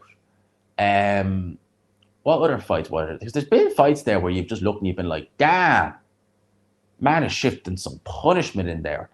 So that's what I mean. It's like, you can only do that but so long. And you might not see an effect now because he's in his early 30s. But, and I don't, people say he sounds slurred. I don't think he does. But I would wonder what he'll sound like when he's 45. Because it's not just that. You see, and again, you see the footage of him in sparring, like when he fought Usyk or sparred Usyk. And Usyk pretty much knocked him out standing. You know, you just think like, good Lord, how much can one guy take? You know, it's crazy. So, yeah, I do worry about Dave Allen's long-term health. That's why I kind of like, it's nice to see him get these paydays. Obviously, he's got a family and stuff. But at the end of the day, you're still like, goddamn, you know, if he beats Makhmudov, well, what then? You know, does he go on to try and compete at world level? Because fights at world level, I mean, there's guys like Joseph Parker, Caballel, Zhang. I mean, he ain't beating those guys. No way. So, it's like, I don't know. But yeah, we're in round 7 in this fight. Alan used to flex about his chin, then his resistance went down. Well, it's inevitably going to happen. And I think we might already be seeing that, maybe, potentially. He's still got a good chin, but very good chin. But there's only so much you can go to the well with that before eventually it's like, nah, it's been dinted. Like, and even when I say dinted, like, you can have a really good chin. It can get dinted, like Chisora. And it's still pretty good. Like, Chisora's chin has always been very, very good, even though he's been knocked out a few times. There's only so much he can take. And Allen, and Chisora has taken some punishment in his career, but I think Allen has definitely taken more punishment, 100%. He has taken some serious beating. And it's the fact that they've been sustained. Like, that Ortiz fight went 8 rounds. The Tony Yoka fight went 10 rounds. I think the David Price fight went 10 or 11 rounds. They're long. You're taking these long, drawn-out beatings. They're not good, people. They're not good to be having. You don't want them. So, again, that's what I say. For me, it's like, it's like, yeah, that's not good. It's what time? It's 5:02 a.m. in the UK. Yeah. Ian is from Holland. So you're an hour ahead. So it'll be what, 6 a.m. over there? Yeah, Nick Webb, he was getting hit loads just a month later. That's beautiful overhand right, got him through. Yeah, it was good to see. Like, I mean, you felt glad for him. I felt happy for him in that fight. That was a good card. But, you did kind of worry because he'd only, like, at the end of the day, right, they suspend you for 28 days for a reason. And even then, like, the 28-day suspension, like, they'll do it for everyone under the board. So if you're stopped, maybe prematurely, and you haven't taken much punishment, they'll suspend you for 28 days. If you take an absolute beating for 10 rounds, where you really shouldn't be getting hit for a good 3 months, you're allowed to go after 28 days. There's no consistency there. Just past midnight for where you are. 6, Callum Walsh, they have a head. Yeah, it's just gone past 5 a.m. So I would imagine that they will probably just get a move on with the ring walk. Although saying that, I would imagine that it'll be a long ring walk. So they'll probably get a move on, but we're probably looking at 10 minutes of the entrance. They'll do the commercials, they'll do the little promo, and then they'll get on with Canelo Crawford. So we're looking at a while. We are up here in the Partridge here in the UK. That name, if you're referring to a certain someone, that name, I just cannot listen to that name without bursting out into floods of laughter because it's just such a funny name. Hatman ruined him with that. Hatman has literally ruined Tyson Fury with that name because I just constantly, every time I hear it, it just sounds hilarious. Absolutely hilarious. Opinion on the Martinez and Belly draw? Yeah, I can't really argue with it. I mean, neither guy really did anything. I mean, they threw a lot of shots at one another, but neither guy really took a foothold, so I can't really argue with it. Someone said Floyd versus Crawford. Yeah, I would tend to side with Floyd in that fight slightly. Yeah, Tyson, the Partridge Fury. Never mind the first name. That is if that is his real name, that's a diabolical name. It really is.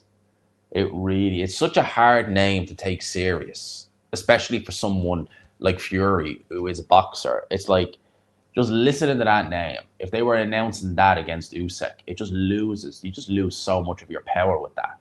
Because the name really does make a big difference. Like, that name is more akin to a darts player.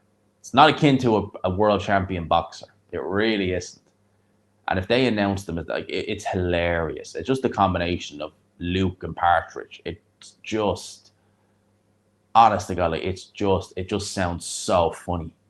Every time you hear the name, you're just like, oh my God, what the hell?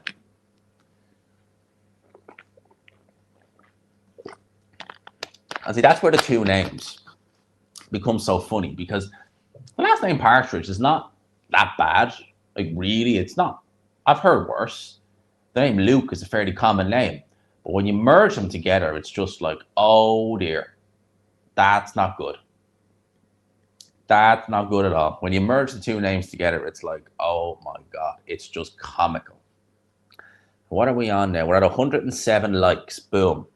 So you keep on smashing the like button, people. And the fact we've been lied to the whole time about the name. Well, at the end of the day, we don't know, right? We don't know what his real... Look, if Tyson Fury is his real name, then that's a great name.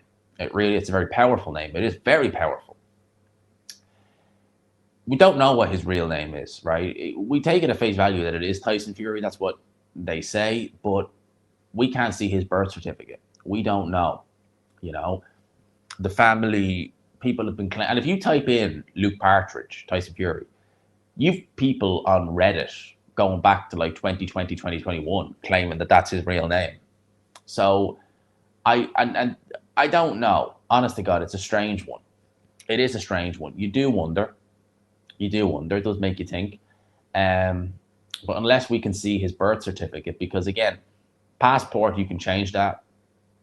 A birth certificate, that is not going to change. That is what you were called at birth. So that's how you'd be able to tell. So it's a tricky one.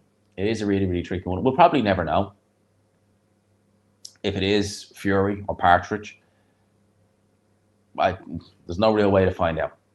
But what I would say is, right, if his name really was Luke Partridge, or really is Luke Partridge, then absolutely deciding to go and change it or continue to be addressed as Tyson Fury is the right thing to do, because it's a much more powerful name. You take it much more serious. It's a much more sellable name. You know, you'd see Luke Partridge on a poster and you'd just be like, I don't care. And you'd be like that. You'd be like, I don't care. So yeah, for me, if he was born Luke Partridge, then he did the right thing in changing it, as did the rest of the family, if that was their actual name. But yeah, if he was born Luke Partridge, Luke Tyson Partridge, changing that was the best thing they could have done. 110%, 100 million%. But if he was born Tyson Fury, he's born Tyson Fury. I genuinely don't know. It's the fact that, see, it doesn't help, right? Tyson Fury has the problem. Look at that comment. That was really impressive there. Tyson Fury has always been someone who exaggerates. He's the boy who cried wolf. So it's hard to take what he says at face value. So when people are coming around claiming the family's real name is actually Partridge, and it's people like John Fury and Tyson Fury who are very questionable individuals when it comes to the truth, you kind of look at that and think, could it be? Maybe. Because the people you're dealing with, you know, if it was Anthony Joshua, and, you know, obviously his name's Big Femi, even though his name is Anthony.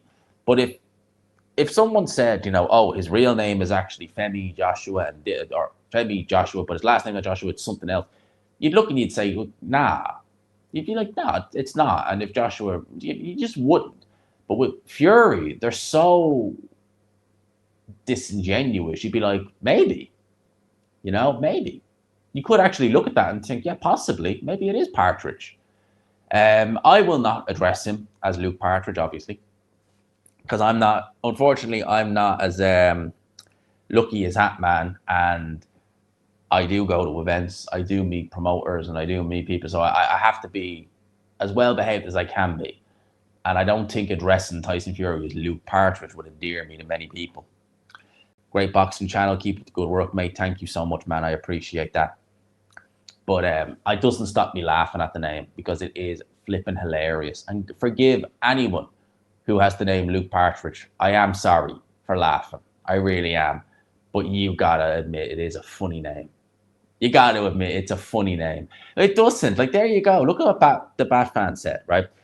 Usyk versus Partridge doesn't sound as good. It doesn't. Like, it really doesn't sound as good. It doesn't have that same pull to it. You know, Usyk Fury. Oh wow, that sounds good. You know, Joshua Fury, Joshua Partridge. It just doesn't. It doesn't sound right. It just doesn't sound the same. It's not that pull to it. You know. I mean, if you were playing darts, or you look at darts, right, and a lot of them would have kind of very like Luke Littler, you know, and stuff like that. You know, James Wade. If you heard like Luke Littler, Luke Partridge, it's darts. It sounds a bit more befitting. Whereas heavyweight championship of the world, Alexander Usyk versus Luke Partridge. It doesn't have it, you know. It doesn't have the same pull to it. Alexander Usyk versus Tyson Fury. That just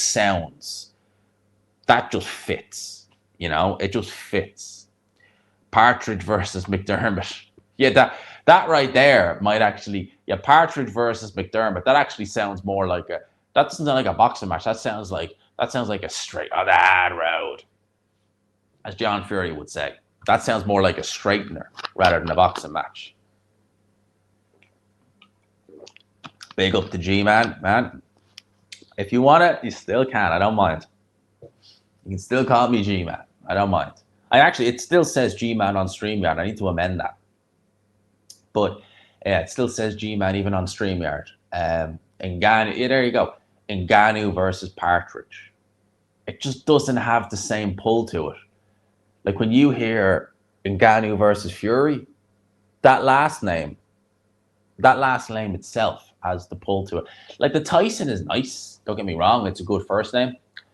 But it's the fact that it's the Fury. You know, that name just, it just works. Especially in a boxing sense. Partridge just don't, man. Like, is there any boxer who's had the last name Partridge that's been decent or done anything? I can't think of any. I was trying to think, has there ever been a boxer called Partridge in recent history that's been, you know, somewhat decent? I don't know. We are looking at a late. Yeah, this is co-main, so the main event is next. Oh, it's going to be bright by the time. I haven't been watching it, man, to be honest with you. It looks to me as though Callum Walsh is winning. It really does, but I haven't been worked at home with the Partridges. Yeah, again, it just doesn't. You know, there are certain UK names that are. Partridge is very much like. Partridge is.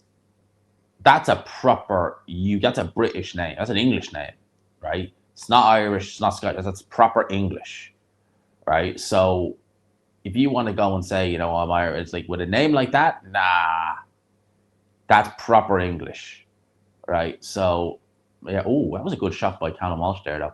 But yeah, this fight was not great. I worried these two fights would go long. And they have. But we're near the end of this. Now, hopefully this one is easier to score. They'll just get this one in and then boom, we're done. I don't think a concert's going to start. I don't. If a concert does start, honest to God, I can't blame you. I don't think it will. I really hope it doesn't. I think they've been a lot better, the Saudis, lately, where they haven't been doing that. Like, I mean, I think, again, when they did that bloody iShow Speed KSI thing, it was just ridiculous. Like, Turkey, I think he's getting more of it now. He's getting more of the idea of it. But at one stage, Turkey was thinking like, oh, they want to see iShow Speed. Man, I don't even know who iShow Speed is. And the few clips I've seen of iShow Speed, I mean, oh yeah, yo. The boy, and that's the word I'll use, that boy just, nah, man. Partridge versus McDermott, 1993 UK Bowls Championship quarterfinal. C6 Steve. Nice. Is that his real name? C6 Steve? Nice one. Men, 12:15 p.m. here. Are you in the States? Are you on the East Coast? Because that's about right. I think the longest show. Oh, that was, I remember that. I remember that well, because it had Bivol smacked in between it. I remember that well. Yeah, that was a late night. That was a real late night because I did a watch along for that. I remember it well. Um, yeah, that went on. It was well after 1 a.m. Yeah, it was a late one. Fury and Ganu was late. I will never forget. See, that was where the growing pains really started with the Saudis because they did an all heavyweight show, and the problem with doing that is that you're going to run the risk of having loads of knockouts, and the card's going to be not hitting in with running times, and that's exactly what happened. All right, who won?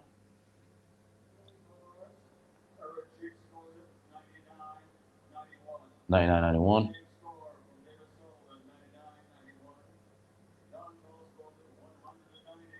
Oh, so clean sweep. There we go. Kind of much we all thought that.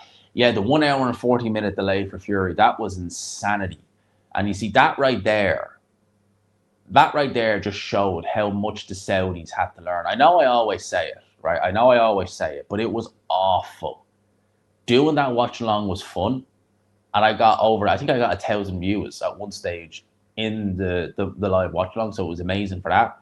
But it was awful. When Wardley knocked out David Alaye, the fact that they were so, and again, the preparation was all over the shop because you should have known as a network, if you run a flipping card with loads of heavyweights, you're gonna get loads of knockouts. It's the way it is, and that's what happens. Exactly what happened, right? And there won't be. I think they'll move it pretty quick. I think they'll move it pretty quick. But that's basically what will happen. You get a big speed up, right?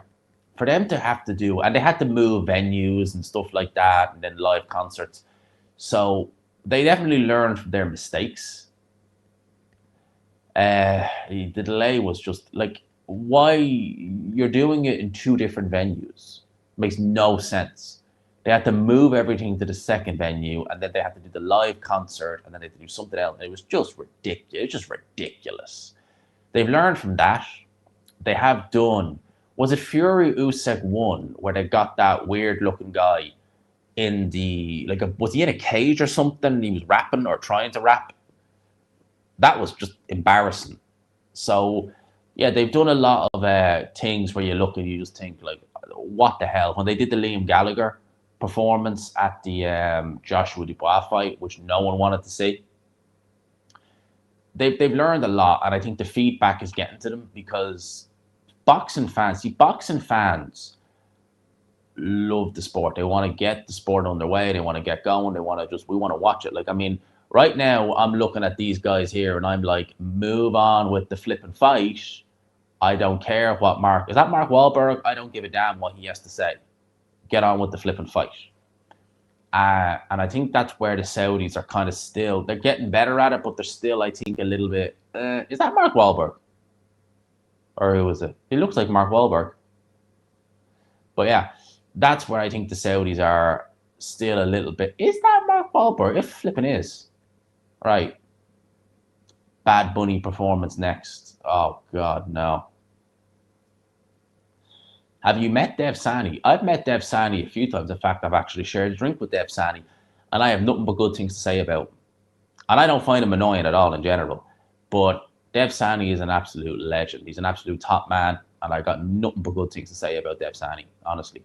Absolute legend. Absolute gentleman. Yeah. And Saved by the Bell. Oh, my God.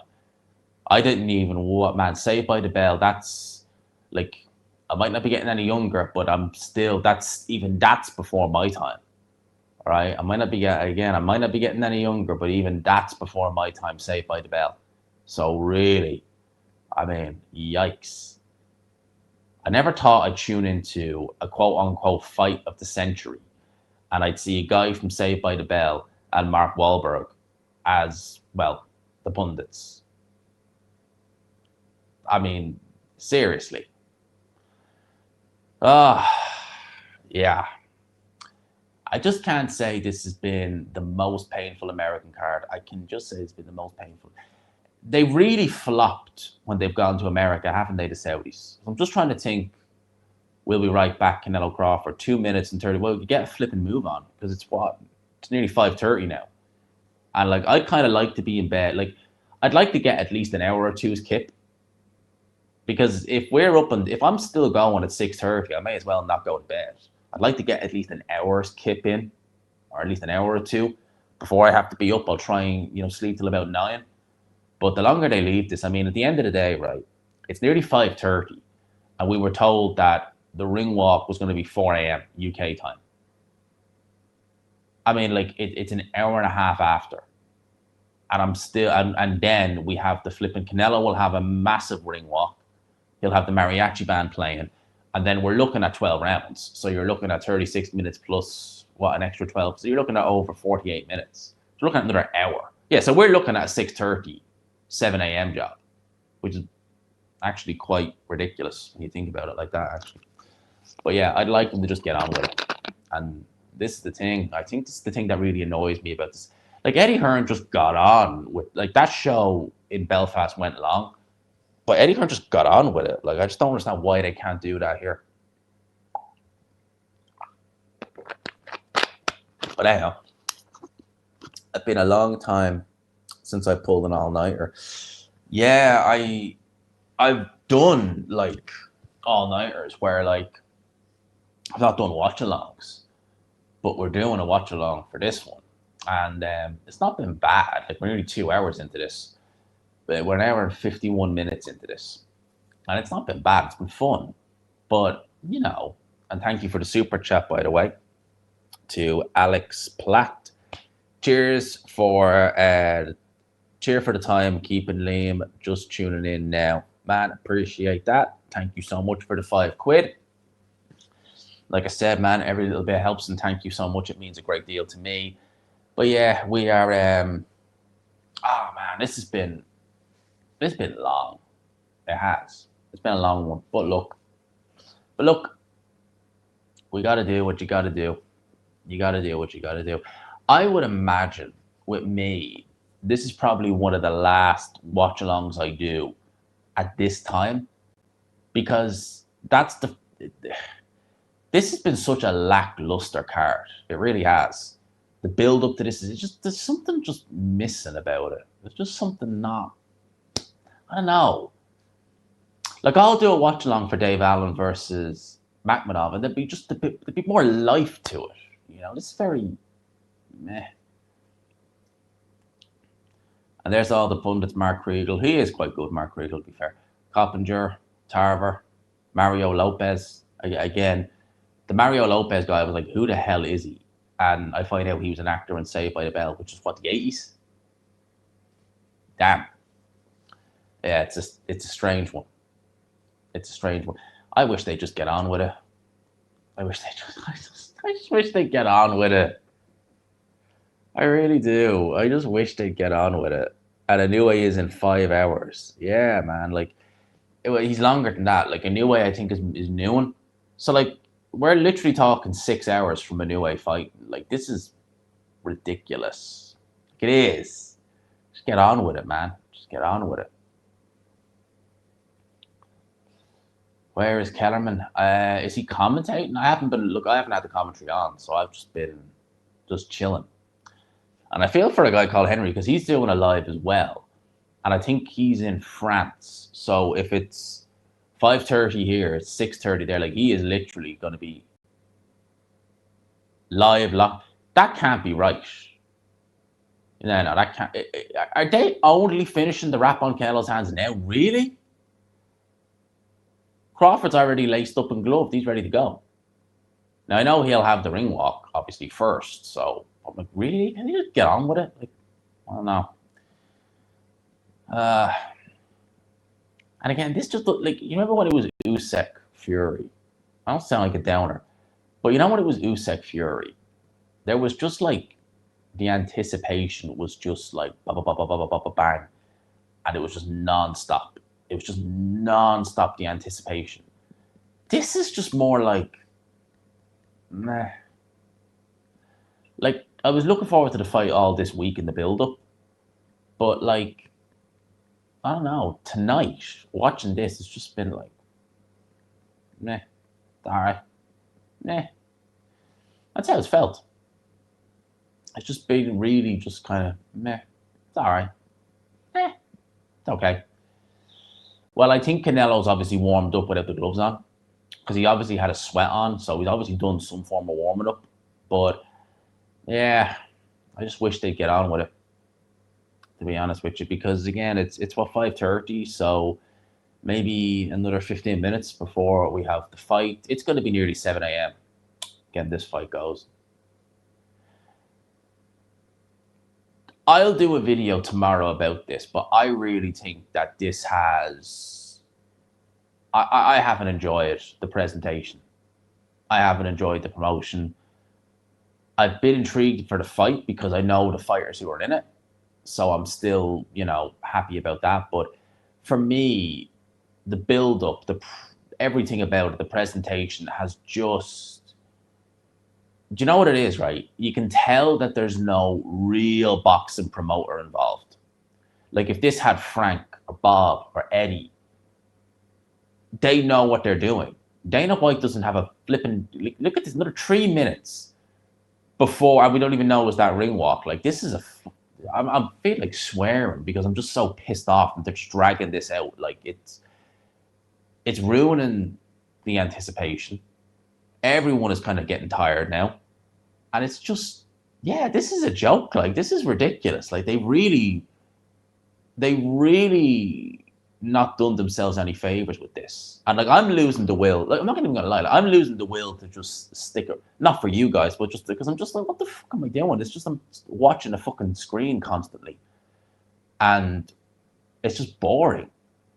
Like the zone, just get on with it. Like Dubois versus Usyk, 2. The fights ended early, and they just get on with it. That's what they did. Now I know they had to, but they just got on with it. The same with all the fights went late in Ben Eubank, so they just got on with it. This is just like what the we don't care.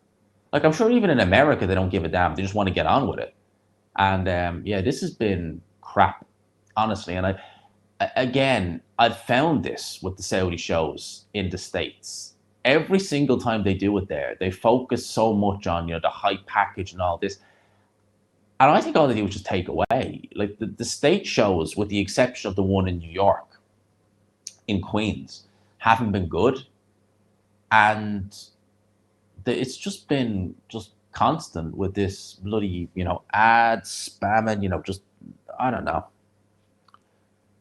The breaks do take the wind out of the sails. They absolutely do. I haven't really listened to the arena, what it's like in there, but yeah, this is not, America really need to, like, America, they're like, oh, all the fight, they're all going to Saudi and they're doing this. It's like, yeah, they are, because I think America there's something not right with this. The build up to this has been shocking. It really has. Dana White hasn't a flipping clue what he's doing in boxing. I just don't see any of this working. I really don't. Like long term, this is never going to work. Like Eddie Hearn and Frank will have an absolute field day. If they went up against Dana White in boxing in terms of everything, they'd have an absolute field day. They combined their stable and decided, right, we're going to put on a super show against, say, Dana White. They'd have a field day with him because they know exactly what they're doing. They know exactly how to deliver. This has just been promo package after this, after this, after this, after this, after this. And people are like, just want to see the fight. Don't give a damn about your promo package. Yeah, the Americans are very ad heavy. That has to be said, as opposed to the UK. But even then, this is ridiculous. Like, so where are we at now? Like, we're going back to the show. Okay, there's the tail of the tape. So we are actually finally getting a move on, which just, again, like, this is just BS. Well, the fight better deliver, because honest to God, like, I mean, this is just all we need now. The undercard hasn't delivered at all. It's been crap, and it has been crap.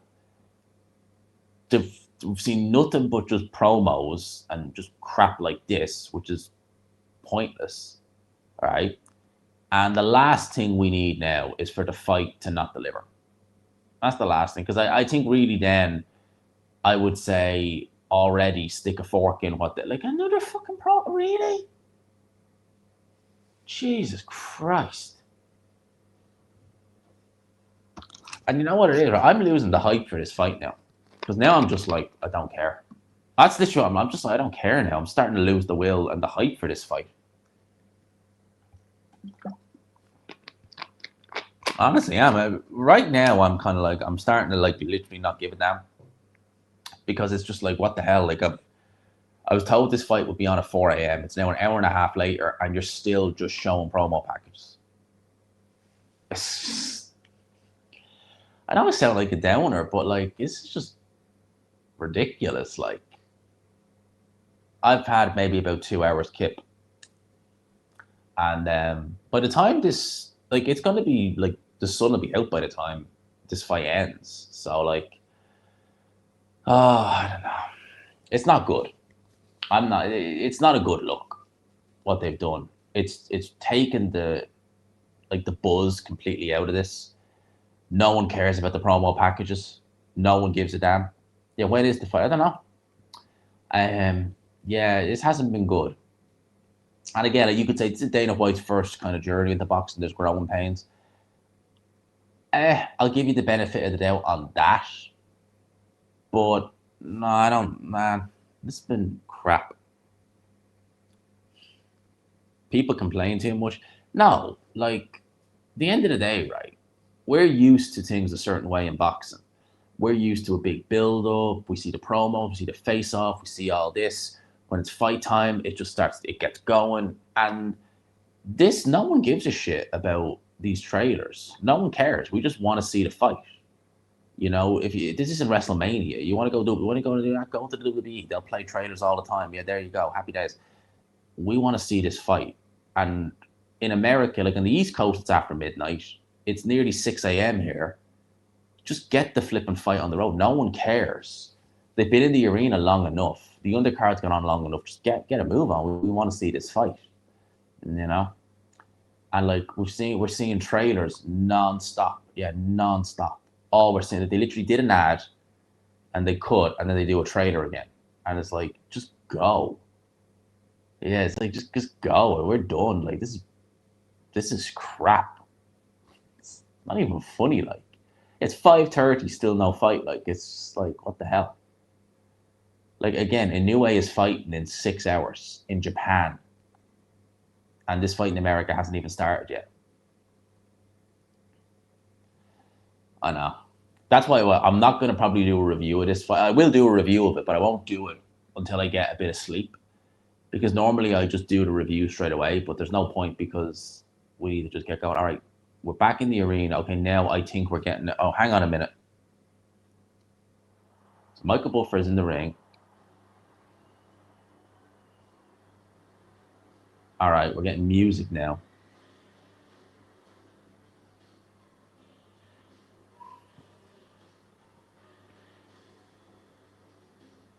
Isn't it? I don't understand why they do these big packages. Like, again, it's boxing. No one cares.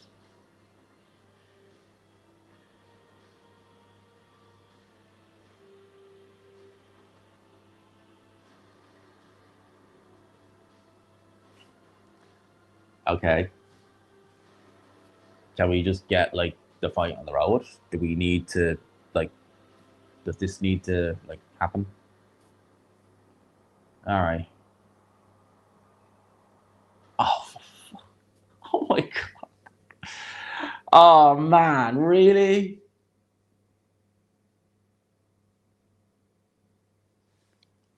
Oh my god. Who are these guys anyway? Adam Jones and Danny Carey. Brilliant. Yeah, there's a lot we need to talk about tomorrow on this. There is a lot of unhappy people. This is again, it's completely unnecessary.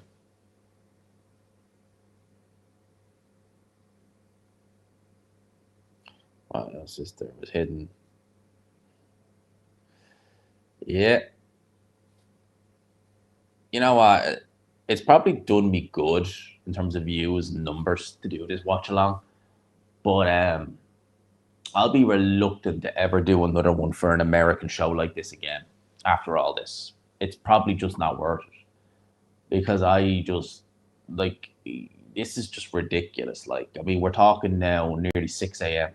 So you're talking nearly 2 hours after the reported ring time is when we're finally most likely going to get the fight. That's just not on. Like, I'm sorry, you just don't report on a fight is going to be a ring time at like 4 a.m. when it's nearly now 6 a.m. and that a mariachi. Like, seriously, like, no one cares. And who is that guy? Oh, I don't know.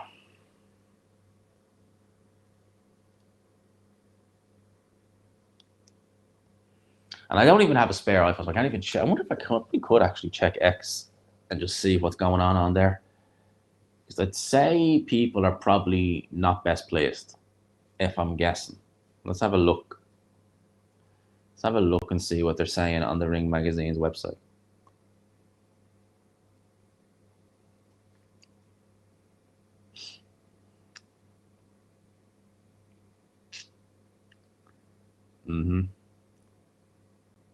What's it? Someone says it's 12:30 on the East Coast. You guys really dropped the ball with this one. Yeah. People don't seem best pleased, judging by what I'm seeing here on X. They don't seem best pleased with what's going on here. Yeah, people setting an alarm for like 3 a.m. or 3:30 a.m. and it's now 6 a.m. We haven't seen the fight. What else is there? What else is there? There's not. I don't think a lot of people are best placed. What's it? What else is there? There's a. It's mainly just. It's mainly just kind of much of a muchness. What else is there on here? I know. It's just kind of taking the thrill out of this. Like, right now, I'm just like, don't care. Why are we getting the Battle of the Bands? Yeah, no one cares. No, literally no one cares about this. Seeing loads of people. Are we there yet? Nope. It's honestly, this is yeah, it's not been fun, man. It's not been. I've just gone now. I'm just like deflated. I'm just like, I don't care. I'm like, just not really bothered. Right now, I'm just like, I'm not really bothered. It's just knocked the whole flipping wind out of this fight. Right now, are we getting the announcements or what's going on? No, they're still playing the band. All right. Yeah, it's kind of deflating when you think about it. It's like, I'm just kind of, I don't care. I'm just so like, don't care now. It's just been, it's been going on that long. This build up. It's nearly 6 a.m. I'm just, nah. I'm just like, don't care. Well, if you stall it, make more sense to stall when Crawford's in the ring.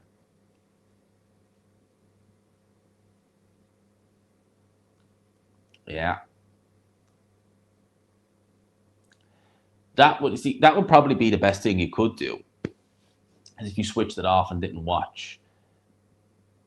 Genuinely speaking, that'd probably be the best thing you could do, because I think Crawford is made, and then they will do 3 national anthems. Of course, they will do that. All right, is Crawford actually rocking now? Yeah, he is. Is he? With a guitar. All right. Well, at least we're getting a ring walk. Okay, finally. But man, do you know what? This has knocked me for 6. This build up, because I'm just not caring now. Like, it's not even that I'm tired. I don't care. Like, they really did just rinse that. They'll probably do the introductions in the ring, but yeah, I'm just kind of like, don't care. Like I'm not getting any. I'm not getting hype for watching Crawford walk to the ring.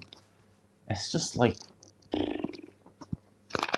it's just fatigue now at this stage.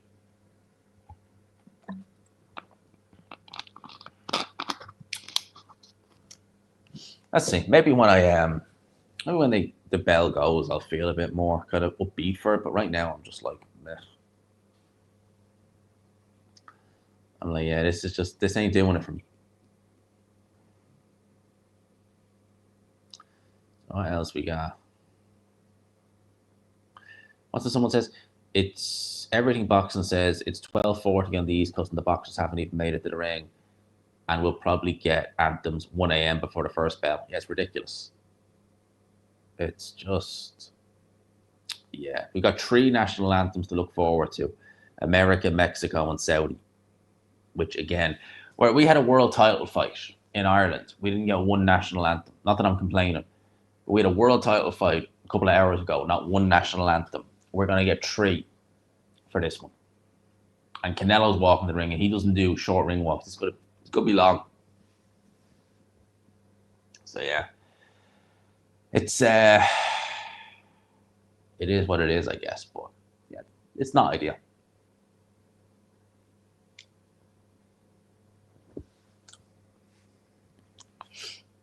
Oh, how are we looking? How we looking? God, Hatman's been going for hours on end. Really, he's been going for a while. The Saudi anthem. Yeah, they'll do the Saudi anthem. They absolutely will. I don't know. This has just been a grind. It's not been fun. Omac is some size. Holy crap. So Crawford's in the ring, so why are we not getting a move on? And I wonder will they show a promo for Alvarez? You know what they're like. That man's streaming for hours. You see, I don't like that because I've heard people say that it doesn't it kind of can hinder you in the algorithm if you go over 3 hours. That's what people have told me. Although saying that other people have done like 10-hour streams and stuff like that, it's not hindered them. But you just wouldn't know. I wouldn't take that risk. And I don't even know. Like I'm lucky my phone life is pretty good. So it's not really taking a hit. But yeah, it's from Omaha, Nebraska. Yeah. Mexican music. Well, I'm not listening to the music. I don't know. All right, here comes Alvarez, I think. But I'm a bit worried that they're going to do something. As in, like, they're going to flip and trailer package and then this and then this. They should just get a move on, and I'm hoping they do. All right, there's the Mexican flag.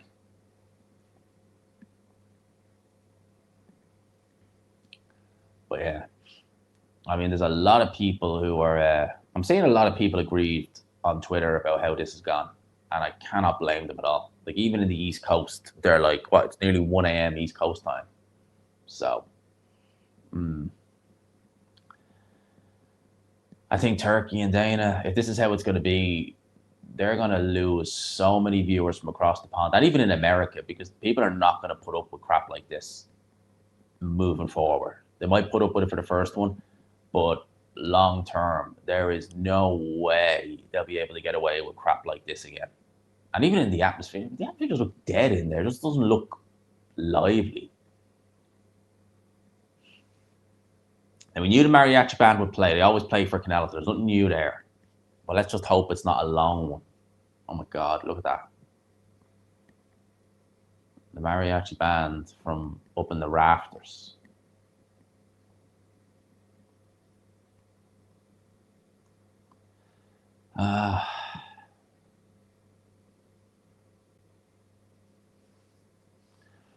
But yeah, we'll do a video tomorrow at some point on Dana White and Turkey and what I've thought of this event, because this event started, right, as a whole.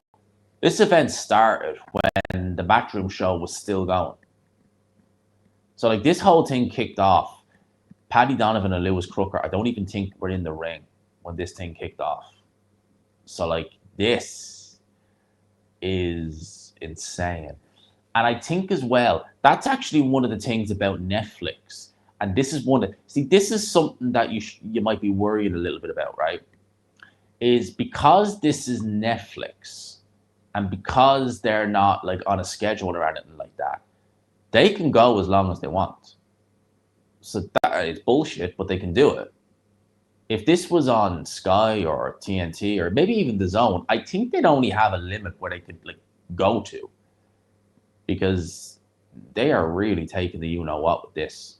Like it's again, it's going to be 6 a.m. It's going to be 7 a.m. when this fight's over. So there's not even any point going to bed. I'll probably still lie down for maybe an hour or so, but yeah. All right, there is Alvarez. Like again, if we're going by 6 a.m., I'll be amazed. Yeah, they're milking it. They really are. But I think this is the problem. I think like most people are not going to take this. Like in America, even they're complaining about this. It's like, come on, you've lost the East Coast, pretty much. HBO went downhill after. Yeah, now listen. As I said, Turkey has been good, and the Riyadh shows for the most part are pretty good, but they have people like Eddie Hearn, Frank Warren, Bob Arum, etc., who know what they're doing. Dana White is not a boxing promoter, and he might think this is the great way to do it. You know, we're doing all this. It's like, well, you're not really. I mean, like, all I'm seeing online is more people pissed off that you're dragging this out as long as you are. But at the end of the day, I go back to it, right? 4 a.m. is what everyone was told this fight would be taking place at. 4 a.m. UK time, 11 p.m. Eastern time. It's going to be probably 1 a.m. Eastern time and 6 a.m. UK time before this fight starts. That's not right. That's not right. That's bullshit. You can't, and then you want us to, be like, oh yeah, moving forward, it's going to be. It's like you've already put a bad taste in their mouth with all this. So yeah, best thing you can do is just get a move on with this. Have no hometown cooking or shenanigans, and just draw a line in the sand on it. Because I like when I watched Fury Usyk walk to the ring, I was pumped both times. Joshua, wow, I was pumped. This, I'm just like, don't care. Like it's gone to the point now where it's just like I want to go bed. Canelo will probably still win, but yeah, right now with me, I'm just kind of like I just want to go bed now. I'm done. I'm bored. I'm not bored of the live. I'm just bored that I've been just sitting through this joke of a flipping card and all this. It's just been just dull. It's not been fun. I've not enjoyed it. I've enjoyed the live, but I've not enjoyed this card, the build up, anything. And they won't skip the anthems. There's no way they're going to do it. They'll get the Saudi anthem in. They'll do the American anthem for Crawford, and they'll do the Mexican anthem for Canelo. The good thing is they're not long anthems, so that's all right. But yeah, BKK. What time in BKK? What's BKK? Is that British time or something like that? But yeah. And by the way, 220 in the building. If you haven't already, do please consider hitting the like button and hitting subscribe. I would greatly appreciate it if you guys could do that. It would mean a lot to me if you could. I would appreciate it. The American anthem. That probably is the longest out of them, is the American one. You know? American anthem is long. The Ukrainian one doesn't seem to be that bad. Yes, the American one doesn't seem to actually be that bad. I'm a United fan, so I'm hoping United win. I'm hoping. But yeah, it's 5 p.m. You guys have a good day in New Zealand. That's fine. So Michael Buffer doing the intros, and we'll get the Saudi anthem, we'll get the American, and then we will get, I'm assuming that's what we're going to get.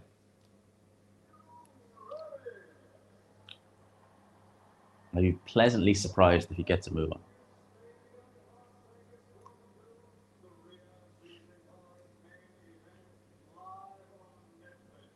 Let's see.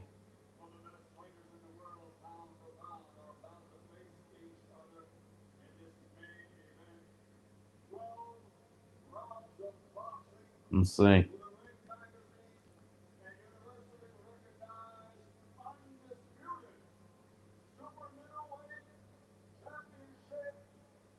The world.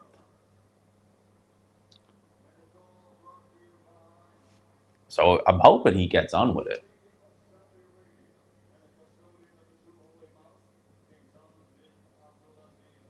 When ChatGPT, it wasn't just everyone was reporting on TalkSport. Everyone said it was going to be 4 a.m. It's nearly 6 a.m. And they're booing Turkey.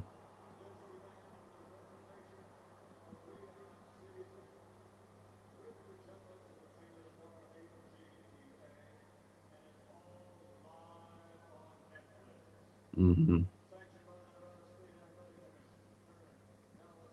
Maybe he is getting on with it because he's talking about commission. Maybe he's actually getting on with it. I think we might be. I'm thinking maybe they read the room. Because there was booze when I'm thinking maybe they read the room because they're announcing the judges. They might actually just be getting on with this. Referee, I think they're getting on with this. Thank God, because I was dreading the anthems. I was thinking that'll just add an extra. You know what? They could be just. I think they're getting on with it. All right, I think they're just getting on with it. Thank God, because this has just been a joke. It's been an awful card. It's been horrendous. It really has. It's been horrendous. So I'll be doing a vid on this. I'll be doing a vid on this 100% tomorrow about all this because it just look. But at the end of the day, right? Like the people who are there are boxing fans as well. So like you can only go but so far. And I think that's the thing Turkey just doesn't seem to understand. Boxing fans just want to watch the boxing. We don't care about like when they bring out like weirdos like that. I show low IQ and people like that. It's like who the hell are these guys? They look beta as hell. So they've no like you're bringing like betas to a masculine sport, and the fans are just like, who is this little wimp? And then you're playing these concerts that no one asked for. It's like that's not going to work in boxing. It's just not going to work.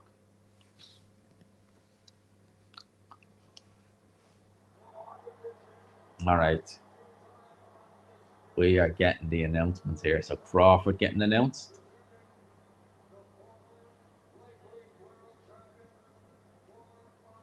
Yeah.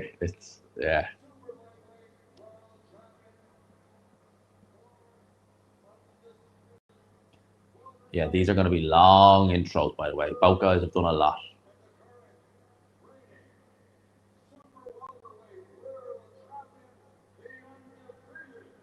I don't think Terence Crawford has a belt at 154.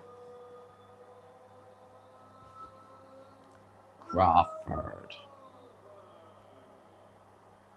The Canelo's intro is going to be long. Just so you know, this is going to be long. Yeah, Mr. Beast at the front. Mr. Beast's a flipping weirdo as well. I mean, why would you call yourself Mr. Beast as well? And you see the guy, the guy's a flipping weirdo. But yeah, him sitting front and center of boxing, I don't know. I think that Turkey there's things he just doesn't seem to get. And that's one. I mean, like I think the influencer boxing is just keeping it with misfits. That's where it belongs. We don't need I show low IQ and Mr. Beast at these events. We just don't need them, right? And they don't bring anything. Don't bring anything to the table whatsoever. So I would say keep them to Netflix or keep them to if they want to do misfits on Netflix, do it. But yeah, keep them on that and let the boxers just do their thing because I just want to see this fight. Like it's nearly 6 a.m. now, and I just want to see this fight. I'm surprised it's still actually not bright out yet. But we just want to see this fight, man. So Canelo is getting introduced. I'm gonna make sure he's not doing the anthems.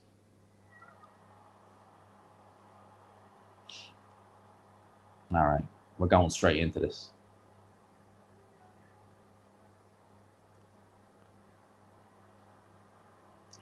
We are going straight into this. Okay.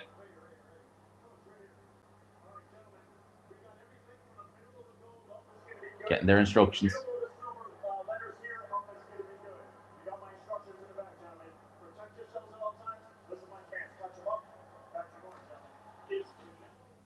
All right, I am feeling a little bit more. Let's go now. Right, they didn't do the anthems, thank God. And it's just before 6 a.m. Amazing. An hour and 55 minutes after the original ring walk time was given. Netflix, don't fail me now. That's what someone said, and I agree. People, we are underway. Crawford, Canelo. Finally. Is it worth the wait? Canelo looking a bit leaner. He does look a little bit leaner than Canelo's never been out of shape, but he is looking a little bit more leaner than we're used to seeing him. I found lately he's been looking not soft, but not as sturdy. Certainly, in the upper body as he has a couple of years ago. Now, Crawford has the longer reach. He is going to be, he's the more talented of the two. He still is. But Canelo is a tremendous combination puncher. He's been fighting at a high level for many, many, many years. It's going to be interesting. That reach from Crawford, he's the significantly longer reach for Canelo. Significantly longer. So it's going to be very interesting. And Crawford, he'll move around the ring, which he is doing there. He'll try and pick apart Canelo. But Canelo, as I said, when he tries to, or when he does it, he can still cut the ring off somewhat effectively, although his feet have slowed down quite a bit over the last couple of years. But he is still a wicked combination puncher, and he is still one of the biggest punchers, if not the biggest, that Crawford will have faced. So this is altogether interesting. But Canelo hasn't landed a shot of no, he hasn't really thrown anything. Now, that's fairly normal. Canelo is very much quality over quantity. Crawford is just keeping around, moving around the ring. He hasn't landed a meaningful shot on Canelo. He's just flicked a couple of jabs out. Canelo is just looking to set those shots up like there. It's the first real meaningful shot he's thrown, missed. And that's what Canelo's going to want to be trying to do. He's going to literally look to try and just pin Crawford to the ropes, unleash some big, powerful combinations, and hope that he intimidates Terence Crawford. Because Crawford, again, never been in with someone who's going to hit as hard as Canelo. Like that right hand he probably took there off Canelo is one of the hardest shots probably ever taken. Right there again. Canelo was good at just picking those shots. Good straight right hand by Canelo there, actually. Landed it on Terence Crawford. Although Crawford splits the guard of Canelo with those shots. Very fast hands Crawford still has. It was a good straight right hand by Canelo right down the guard. And a body shot. Canelo, he's landing early on. He's finding spots in Crawford's defense, which is not an easy thing to do because Crawford, again, defensively is quite good. He's not Floyd Mayweather, can be hit, but he's used to being hit by welterweights. This ain't a welterweight. Canelo is finding some holes there, and he's in a good range. Like he's staying in range with Canelo. Body shot goes in by Crawford. Body shot goes in by Canelo, and I love the way he disguises that left hook to the body. This is interesting. 15 seconds to go in round number 1. I have Canelo winning this round. Crawford hasn't done enough, and there's a good right hand by Canelo. Yeah, I've got Canelo winning this first round for me, people. 100%. He's just landed the cleaner, more effective shots. Crawford's kept it at range. That's a Canelo round for me. Definitely. 100%. That's a Canelo round. Crawford did some good work, but Canelo, for me, he won that round. Gotta hide that. There's so many bots going. It's crazy. I don't think Canelo's that worried about them. He might very well later on in the fight, but yeah, round 1 for Canelo, I agree. Round 1. This, yeah, it's definitely Canelo. I'd love to see. They're not really showing replays of what's going on in between, like when they're in the corner. They're not really showing highlights of the round, which, again, is another thing that I'm not saying that they do it there. But yeah, Crawford lands the shot, grazed Canelo there. Not major. Not major. I felt Canelo still got the better of it. Just for me. It's the kind of only shot of notice. Commentators curse. What did they say?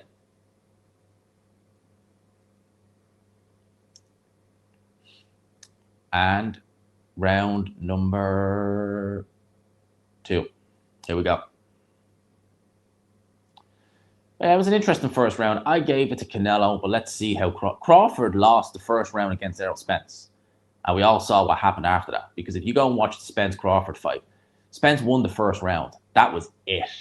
The only bit of success he had in that fight at all. He did not do anything thereafter. Mount movement. I love it, man. I'd love it. That'd be the dream. That'd be the dream. You never know. But Canelo, okay, Crawford now popping that jab out. He's missing with it. Now Crawford is, I'm used to seeing him stand and trade a lot more. I'm not used to seeing him move as much because he's moving quite a bit there. You see that there with the hands and moving. Paddy Donovan was actually doing that against Lewis Crooker earlier in the night where he was like that with the arms, just trying to confuse the guy. And Canelo is hitting arms. So Crawford got caught with a few shots in the first round, but he's actually keeping his guard up pretty well in there. He's actually keeping it up pretty well. He's keeping that jab popping, which has always been a very good weapon for Terence Crawford. And he has the longer arms. So he is able to just keep Canelo at bay, just for the time being with that. But Canelo, he's looking to just get in close, do what he's doing here, back Crawford up to the ring, and just look to land big, powerful shots like that left hook he landed on Terence Crawford's body, which was partially blocked. Wouldn't have taken the full might if he would have felt that one there. That was a good right hand to the body by Canelo. Solid. And Crawford, oh, that's a great right hand by Terence Crawford. I think that might actually have been from the southpaw stance, actually. I think he's actually fighting, if I'm not mistaken, he might be fighting. Yeah, I think he is fighting out the southpaw stance now at the minute. He landed a good shot on Canelo there. So Canelo coming in, he's taking a few. I wouldn't say they're the hardest shots in the world he's taken, but they're still, you're seeing them. They're eye-catching. 1:05 to go in round number 2. Interesting. Very interesting. Canelo started against Bivol very late. Or early on, he wasn't really doing much, even though some of the judges inexplicably were giving him the rounds. Lost any speed? That doesn't seem to be. I think he's cautious, but it doesn't seem like he's lost at it. And that was a good little slip by Canelo there. 40 seconds now in round number 2. Does take a little right hand and is able to get out of dodge. So he was able to land the shot there and get out of dodge pretty quick. Able to use his feet to good effect. Canelo's feet, although they've never been the quickest, they seem a lot better in this fight than they did in his last couple. Straight off the bat, you're seeing the movement is a little bit more fluid, but then he backs himself up to the ropes. You don't want to do that. You did that against Dimitri Bivol, and it cost you. Good jab by Canelo. Landed straight on Crawford, who's now backing Canelo up. Canelo able to slip those shots pretty damn well. Very well. Few seconds left here in round number 2. Crawford round so far. Canelo misses with a right hand. Crawford able to get around that. That's a Crawford round for me, man. So 1 apiece. That was a good shot to the body. Someone has Canelo 2 up. Okay. I mean, maybe. But I gave that one just slightly to Crawford. But good. That's the body shot I was telling you about. Landed a couple of good body shots Canelo did there. For me, I just found that was a Crawford round. Just thought he just did that a little bit more. Maybe a little bit more in control. But either way, these are competitive rounds. No one's really taken a foothold. Certainly not for me. Yeah, 1 apiece, Paul Rafferty, I agree. 1 apiece. Canelo, round 1 for me. Crawford, round 2. By this stage, he'd already had a knockdown on Errol Spence. No such chance of that happening there. I must be blind. He gave that to Canelo. Well, if he gave round 2 to Canelo, I'm not going to argue because it was competitive. It was close. I just preferred what Crawford was doing, so I wouldn't worry too much about that. Triple H is there. Yeah. Triple H, WWE guy. Who, again, WWE, although I haven't watched it proper in years, the soul seems to be just gone out of it altogether since he's took over. All he cares about is just money and ads, which you never really seen back in the Vince McMahon days. Now, Canelo's starting a bit more aggressive in this round, as is Terence Crawford. Crawford doubling up the jab, but Canelo already looking to land the straight right hand. Crawford still offsetting Canelo quite well with that jab. It's a flicking jab with a bit of power on it as well. It's good speed on it. It's a good body shot there by Terence Crawford. Just backs Canelo up. Body shot again goes in by Canelo. Crawford getting a bit more aggressive in here, which is good, but you want to be very careful against Canelo. You want to be very careful against Canelo, especially someone like Terence Crawford, who, again, not really used to this. Counter control, they're on about retreat. No one cares about that. It's a good left hook to the body by Canelo. He's been throwing that to good effect. Crawford's able to get out of the dodge. He knows that there's good power on these shots. He can't be taking too many of them, even to the body. Okay, so the judges have Crawford up, or sorry, the unofficial judge has Crawford up 2 rounds to nothing. I don't. And Crawford is on his bike. He needs to be.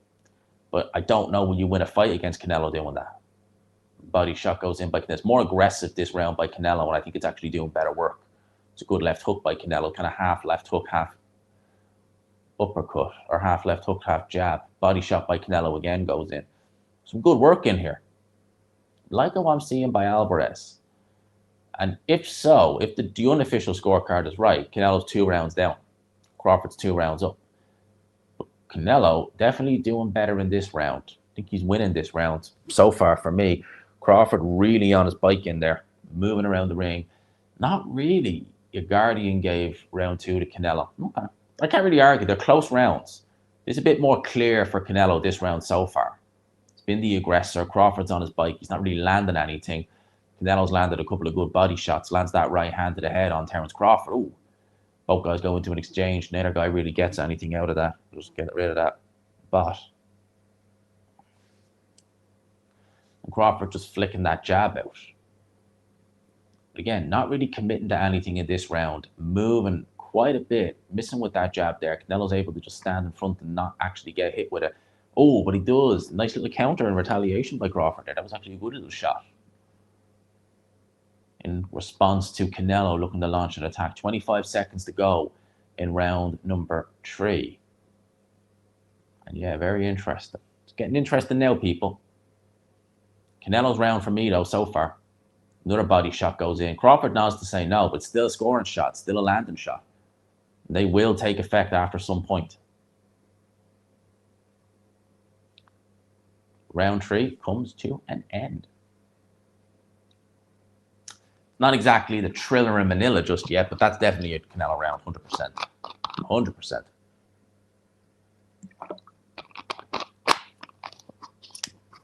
Let's have a quick look on X, see how they're scoring in this fight. It's quite interesting to see, actually, what they're saying on X about this fight. Who's got what and who they think is winning. Now, I have Canelo 2 rounds up. But what we think, Canelo round, yeah. 3 rounds in, how do you think you're going? Yeah, a lot of people have it the same, yeah. 1 round apiece in the second round, and they're giving Canelo round number 3. I agree. Okay, so it seems like the consensus is Canelo is just ahead now after, yeah, 2 rounds to 1, 2 rounds to 1, 2 rounds to 1 Crawford for someone. No one really arguing that Canelo won that round, and I think he definitely did. By the way, if you haven't already, smash the like button, hit subscribe. Magic Johnson, the basketball player, all right. We needed to see that. Hey, round number 4 is underway. All right, 5-1 to Fury. There was people who literally had Fury 6 rounds to 0 up in both fights. And they had him in live chats like, oh yeah, Fury's winning every round. I was like, what fight are you watching? This is a good start by Terence Crawford. He's really putting it on Canelo there. And again, they have Canelo losing every round. I didn't give, this is some good combinations by Terence Crawford. That's interesting. Opening up a bit on Alvarez. That was interesting. Crawford got in and got out. Done well there, actually, to Terence Crawford. Canelo launching a straight right hand. Finding air. Crawford warming up into this fight now. Ooh. Canelo walks into a jump. It's good work by Terence Crawford in this round. Very good work. Hey, lighten up a little bit in there. And Terence Crawford is talented. He's so talented. But don't let yourself get backed up to the ropes like that, or you'll get hit with shots like that. And like that. But this is the thing. Crawford's landing combinations. Canelo's resorting to single shots. That's not how you win. If you're in a close fight like this, and you're only going for these single shots, some of them are landing, some of them aren't, you're probably not going to, you might not get the rounds. They might just give these rounds to Terence Crawford based upon activity.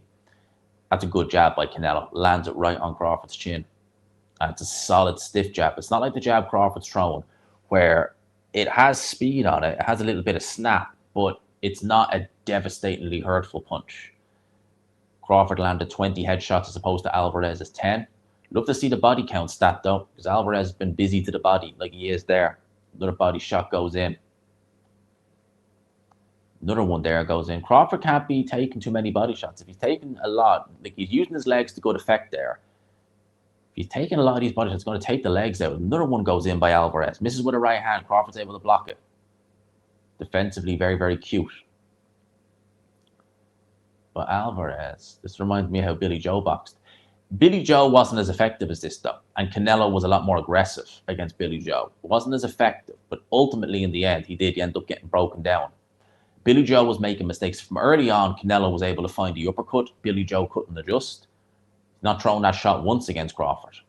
And that jab is working well for Terence Crawford in there at super middleweight.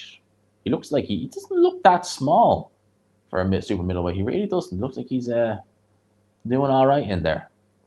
Legs moving to good effect. Doing good. It's good work by Crawford, actually, so far. This is definitely his round. So you could have a 2 apiece. You could have a 2-1. Or, well, ooh, that was a good right hand by Canelo. I think Crawford was just off balance. That's definitely a Crawford round. He knows it. He knows it definitely that was a Crawford round. 2-2. Close round. I would give that round comfortably to Terence Crawford. Look at that. Uppercut, combination. There's only 2 real shots that landed. The rest were blocked, but still very impressive. That right hand Alvarez landed at the end of the round was quite good. Who is this Skippy guy? Is that like, I don't know who he is. So again, if he's scoring all these rounds to Crawford where he's clearly not winning them all, I question his integrity or his knowledge of scoring. Because there's no way Crawford's won a clean sweep. Alvarez has won rounds, but Crawford's won them as well. That was a good right hand. That was a good right hand that he landed on Terence Crawford at the back end of the round. Logan Paul. 2-all. Yeah, I'd say so. 2-all is about right. 2-all is about right. And again, if you haven't already, do please consider hitting the subscribe button. I would greatly appreciate it if you could. It'd be greatly appreciated. I'd really like it if you could. Round number 5 is underway, by the way, people. Round number 5 underway. Imagine a prime Errol Spence. That would have been fun. That would have been real fun. I think Canelo still would have won, but that would have been real good fun. Crawford picking up well, though, in this 5th round. Just getting the jab popping. Taking center ring. Canelo still having to try and look and find his way in. He's going to struggle a bit with that. I believe he will anyway. He's not really able to get past that jab at times. Although he is landing a good straight right hand there. Yeah, it's not 4 rounds to zip Crawford. I'm not seeing it. I'm not seeing that at all. 2 minutes left here. Crawford starting this round off nice and aggressive. Starting it off actually quite well. But Canelo normally at this stage, and that's good head movement by Alvarez there, slipping those shots very well. It's normally at this moment in time when you start to see Canelo kind of step on the gas a little bit and try and go through the gears at least somewhat. Yeah, I'm seeing it at 2 apiece. Definitely. It's a good shot by Crawford, though. He's able to counter Canelo. Again, not much power on these shots, but doing well. That was a good jab, though, by Alvarez. It's a very good jab by Alvarez. And total punches landed slightly more by Crawford. But again, we're not taking into account the quality of the shots. Alvarez, I think, has landed slightly better, slightly more eye-catching shots, but Crawford doing really well with that jab. Like, really well with that jab. Just keeping Canelo thinking. He has that high guard, and he's just waiting, moves the head. Minute left to go here in round number 5. Body shot again goes in by Alvarez. He's looking to he needs more than single shots. He can't just win this on single shots. He really doesn't. He needs to get a bit more in. He really does. And that's good. Look at that. Crawford looking to get the combinations going again. It just doesn't happen to happen. He's doing well. Ooh, big right hand by Alvarez. Body shot by Alvarez. Crawford with a little smile. Some good work in here by Alvarez. Another body shot. Again, taking a lot of these body shots is Terence Crawford. They will start to add up as the longer this fight goes. And here's the thing. Crawford's not... Canelo doesn't jab as much as he does now. I think he knows he's losing. He nearly threw Crawford out the ring there. He's losing the jabbing contest. That's why he knows there's no point. But you should really try and just commit to a jab as well. It's a good idea to have it, even if you're not going to outreach the guy. Just set something up with it. Round number 4 comes to an end. I give Canelo this round. It's not exactly stellar. It's not like the Trill Vanilla, isn't it? But it's all right. I'm not necessarily complaining. Yeah, I agree. It's not exactly, you know, not exactly the thriller in Manila, is it? And by the way, 280 in the, or sorry, 250 in the building. If you haven't already, do please consider hitting the subscribe button. I would appreciate it, and smash the like button as well if you haven't already. It's nearly 6:20 a.m. Mental. I've been going for what, 3 hours? Nearly 3 hours. It's crazy. 3-2 Crawford. Yeah, it's competitive. Yeah, 3-2 Canelo. I can't really argue either way. It's competitive both ways. It's really competitive both ways. Crawford has a great team, though. Bomac is an exceptional trainer. 3-2 Canelo. Can't argue with that either. Deontay Wilder. Yes, he's there. Deontay Wilder. Round number 6. Nearly at the halfway point now. I wonder, has that guy still got Crawford winning every round, which he absolutely doesn't. Oh, that's a nice little combination by Crawford. No, he gave that last round to Canelo. But Crawford, letting some big shots go here. Look at that. Want to be careful, Terence Crawford. Stand and trade with Canelo like that at your peril, but you got the better of that. You got the better of that exchange. You definitely got the better of that exchange. Oh, lovely jab by Terence Crawford. Gets out of dodge. Look at Canelo marking up a little bit there. That was good work. That was really good by Terence Crawford. Liking this. He's such a good fighter, Terence Crawford. He really is. 37. He'll be 38 at the end of the month. And he just hasn't missed a beat. Just looks amazing in there sometimes. But yeah, starting the round off extremely strong. Canelo always starts to look tired around about this point. He always does. It could just be that he's just getting up there in age. It could just be that. Like, I know Crawford's the older guy, but he's not been doing this. Canelo's 20 years doing this. There's only so much the body can take before it just starts to really show wear and tear and fatigue. Like Canelo missing with that left hand, which he wasn't missing earlier. Wild swinging left hook to the body, no one home.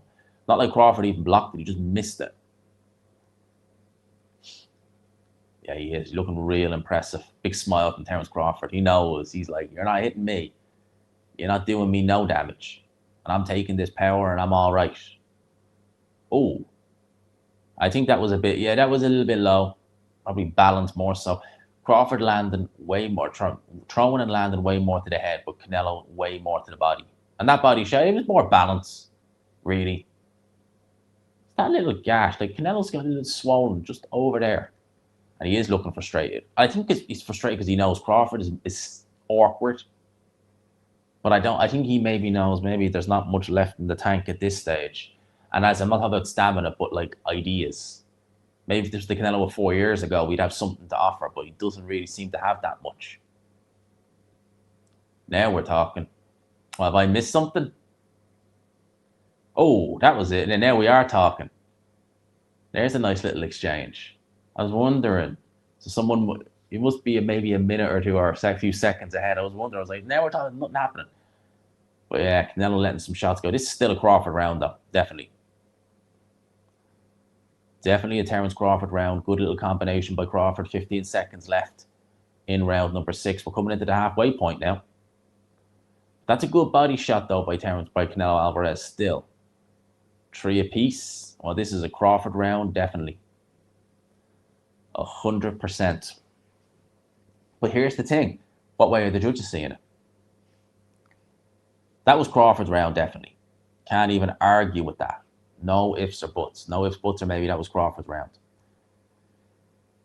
How's Canelo looking in the corner? Is he taking deep breaths? Bud is growing in confidence in there, yeah. He's liking it in there. You can see it.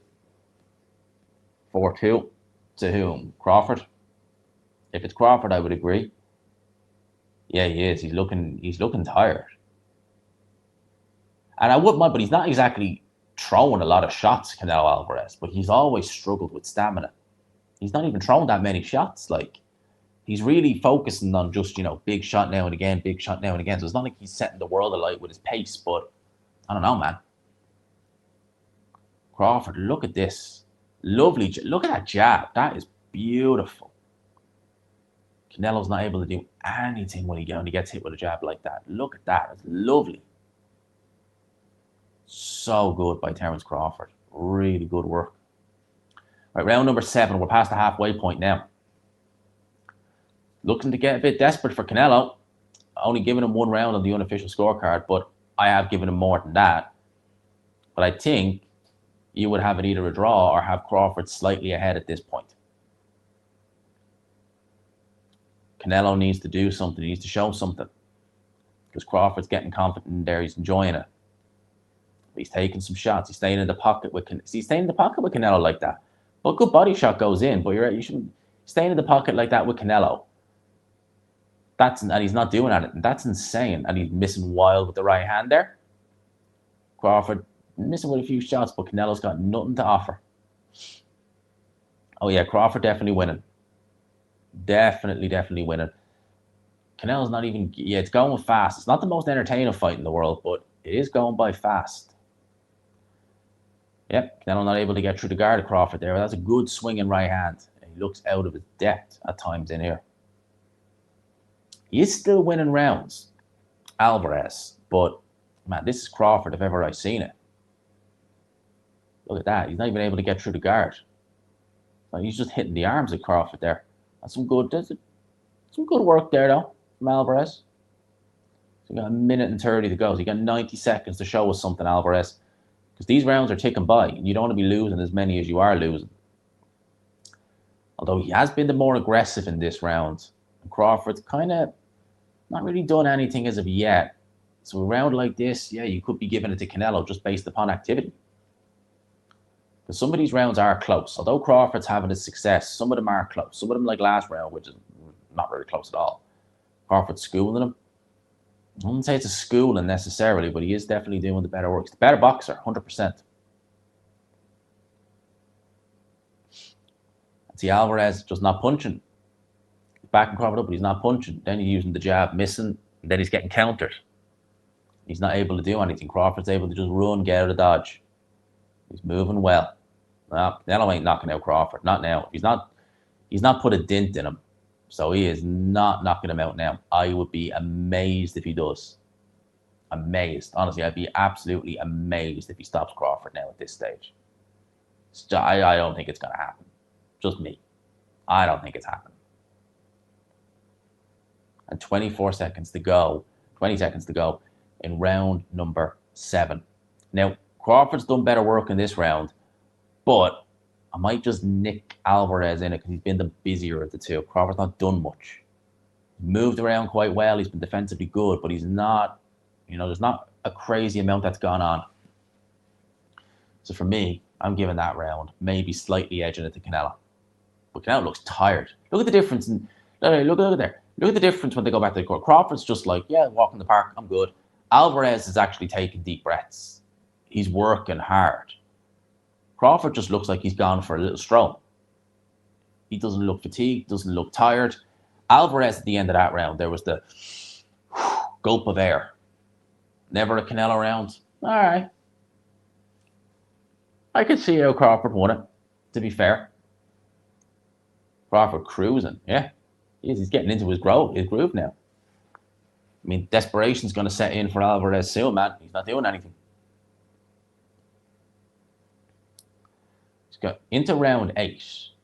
No, I can't see them not giving Crawford this if he wins it. But we'll wait and see. I mean, they nearly tried to do it with Bivol. I don't think this is as clear-cut as the Bivol one, because Canelo's definitely won a few rounds in here. But the Bivol one was a lot more conclusive, but Bivol's a lot bigger. Yeah, they gave that last round. No, it's not going to be a draw. I don't think it'll be a draw. I think that Crawford seems to be getting into his groove. And I think they will give it to Crawford if it carries on this kind of tempo. Because Alvarez is getting tired in there, and there's still plenty of time to go. And if he's already fatigued now, he's in trouble. Oh, that was a good right hand. Crawford took it well, though. I think that was more balance when he stepped back. He just seemed to just walk back awkwardly. I think that was just balance. Good left hook. Well, what's Alvarez doing? Is he a belly dancer or something in there? Moving the feet like that? But he is a bit more aggressive now, Alvarez, which is good. He needs to. He can't just let Crawford build up this head of steam. Could be 6-1. Could easily be 6-1 Crawford, yeah. There's a couple of rounds early on you definitely could say Turkey just looks disinterested. Look at him at ringside. He's just sitting there like that. Yeah, we're all tired, Turkey. Thanks, largely down to you. Largely down to you and Dana White. Dana White's on his phone. Is that Dana White? Or is that the other guy, Jason, whatever his name is? That's Dana White on his phone. So even he's not caring about this fight. It's not been great, I have to say. This whole card, everything has been not great. I haven't enjoyed it. But Crawford is doing the business in there, and he's looking really good. Defensively, like Canelo's face getting redder, Crawford's face not got a mark on it. He always looks this, does he? See, I'm not used to Dana. I don't watch a lot of UFC. I'm not used to Dana White. I know he's not a nice guy, but I don't know. Well, Turkey, there you go, man. You want Canelo for Riyadh? Well, that's the worry. Because he's got that deal with Canelo for Riyadh season and other things, you do kind of wonder. The fight was fine. It was all right. It wasn't that bad. Yeah, it was probably the better fight. It was probably the best fight on the night that I've seen. But the fact is they're just going so long. And it's more the card that they just dragged everything out so late. That's what's really kind of been annoying. But yeah, Crawford is in cruise control there. Canelo's just not able to hit him. Canelo was shot. Yeah, he's not looking good. He's just not able to pull the trigger, it seems. Crawford has loads left in the tank. I mean, he's had harder sparring sessions than this, probably. He's outlanding Canelo in this round. He's doing what he needs to do. They're never going to rob him. No way. It's too clear cut. Like, this is definitely a Crawford round. Canelo's more aggressive in it, but Crawford's still taking it from me. Yeah, Crawford is just moving around the ring, doing what he needs to do. Keeping out of harm's way. Whenever Canelo Alvarez tries to get close and tries to do something, it ain't happening. Look at that. Great movement. Round ends. Boom. Stick a fork in Canelo. You're fighting Terence Crawford, though. If this was him against Christian Inbille, I'd be saying, yeah. But it won't be a draw. No. And I think right now we're at the point of no return for Canelo in terms of maybe getting back on. Yes, I was giving him some of the earlier rounds, but lately it just seems like after about round 6, it's like the gas tank just went and he's just throwing one shots at a time. He's just following Crawford around the ring. Crawford just looks like he's good to go. He really does. Yeah, Crawford looks like he's on a little stroll. Canelo looks like he's like, you see him there? Like that. Big, deep breaths, yeah. Missed a text there, actually, off someone. I don't know who that was. Outstrengthen Canelo. Yeah, it's looking that way. He's doing good work, man. Can't believe it's 6:30. Someone said, listen, one of my mates texted me and said, Bomac doing a good work here. All right, that last round, they gave that to Canelo. Crawford starting. Look at how quick he's starting. It's crazy. Look at those shots. Look at that combination. Oh, and he's piecing Canelo up in there. Oh, man, look, he is lighting him up. Canelo's got nothing, man. No, he's got nothing. He literally had nothing to offer there. He threw the shots, nothing. Pieced them up. What are you saying time for?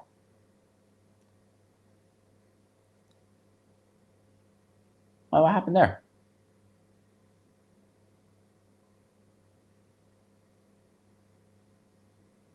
Oh, it was low, was it? Was it low?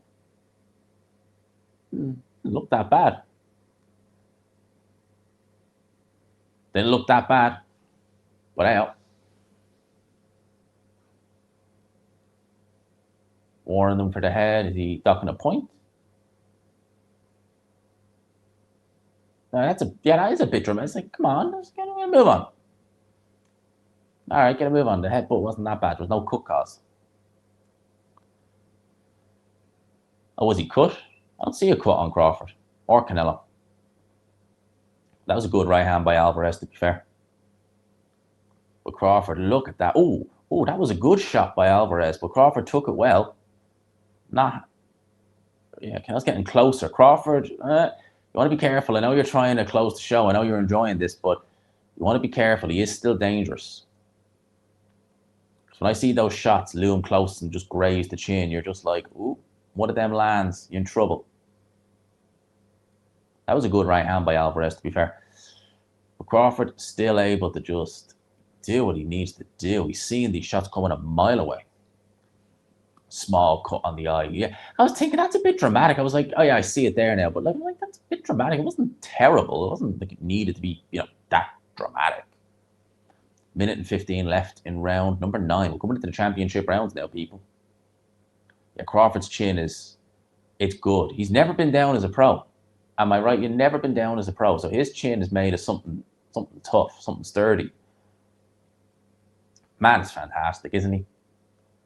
Crawford is he's just brilliant. Look at that, just popping the jab. He's been doing that the whole fight, just literally just popping that and flicking the jab. But Canelo has no answer to it. He's just, all right, just jab me, and then hopefully I can do something. But he can't. 40 seconds to go. Man, he's got to show himself something because Alvarez is losing this fight.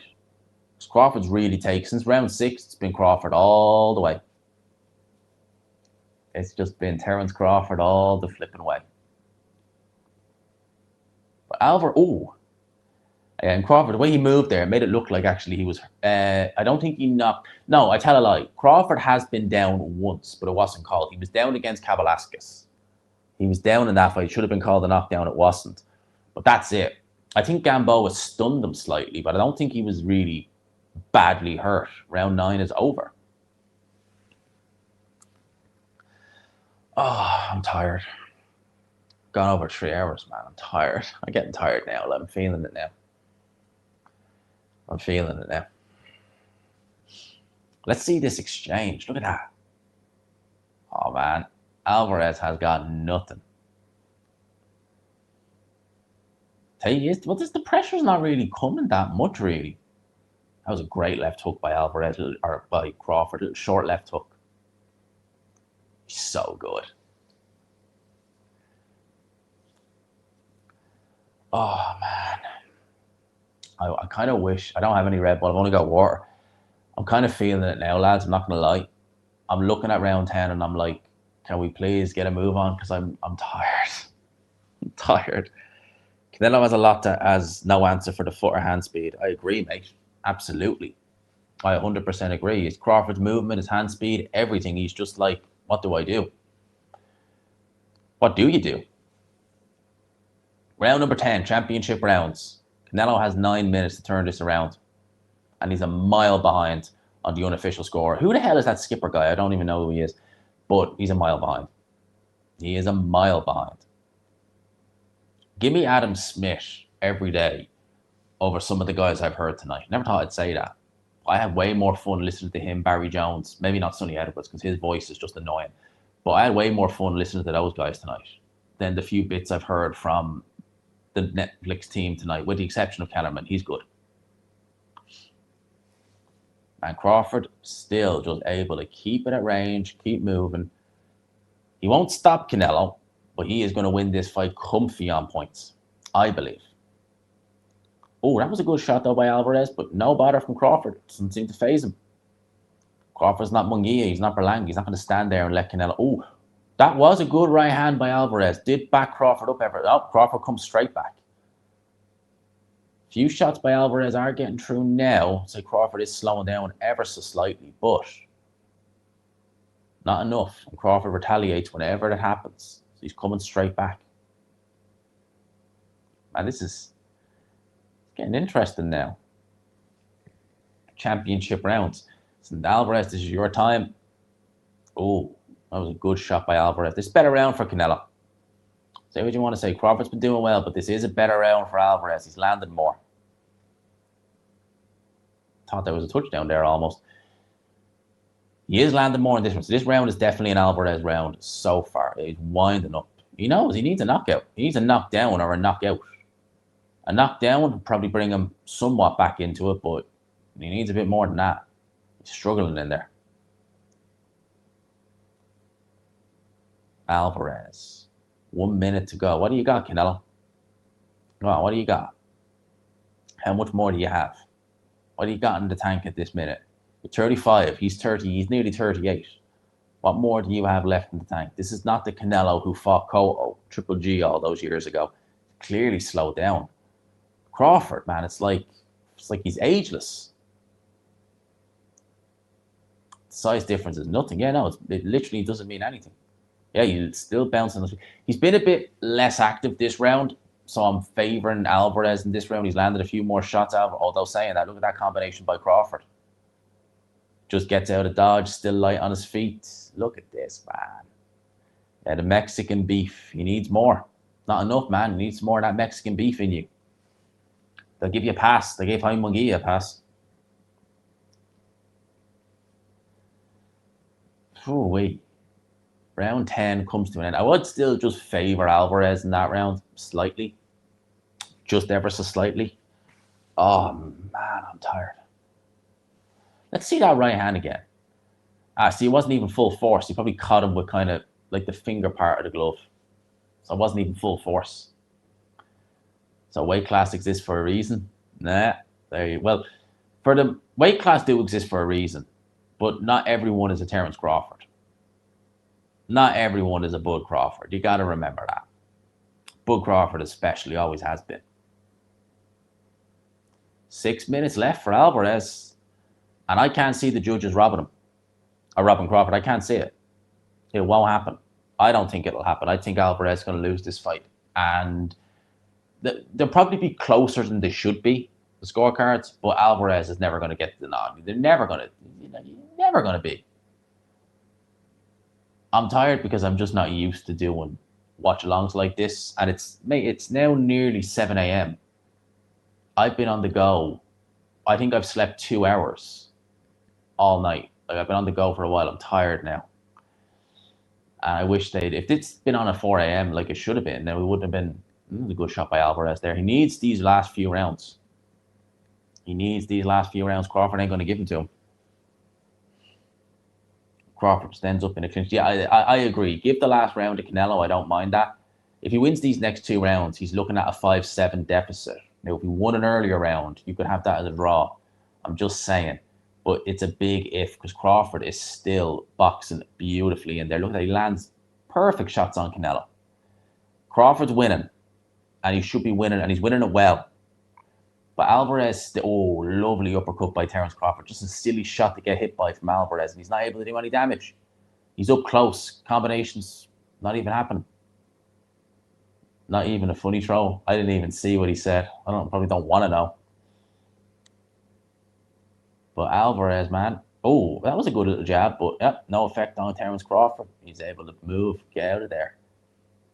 Yeah, legs are locked, man. His legs have been looking locked for years. Like, really, really, after he fought Bivol the second time, or the first time, the only time, it's like that's when it was like the prime is gone. And that was a good uppercut by Alvarez, though. Not much power on it, but he was able to get it through. 1:30 to go. Then we've only got 1 more round left. 10-round Canelo Alvarez KO. We're in the 11th round. And look at that. Alvarez just looks like he's done. He's run out of ideas. Good right hand. Good straight right hand. Charlo couldn't do this, but Charlo isn't Canelo. His legs look gone in there. They actually, he looks gone. The best I've seen since Floyd. He's one of the best to ever do it, man. He's amazing. Look at that. It's incredible. It's crazy to think that there's only 3 punches. Actually, Canelo's landed more shots on Crawford, believe it or not. Only 3 shots more. But Crawford's landing the much better shots. He's just been the better fighter. It's as simple as that. Like, look at that. Tongue out. Moving around the ring. That's amazing. He is loving it in there. And he's winning this round, Terence Crawford, definitely. It's just incredible to watch. He really is so flipping talented. He really is. Errol Spence, Canelo Alvarez. Man, Terence Crawford is a legend. He really is something special.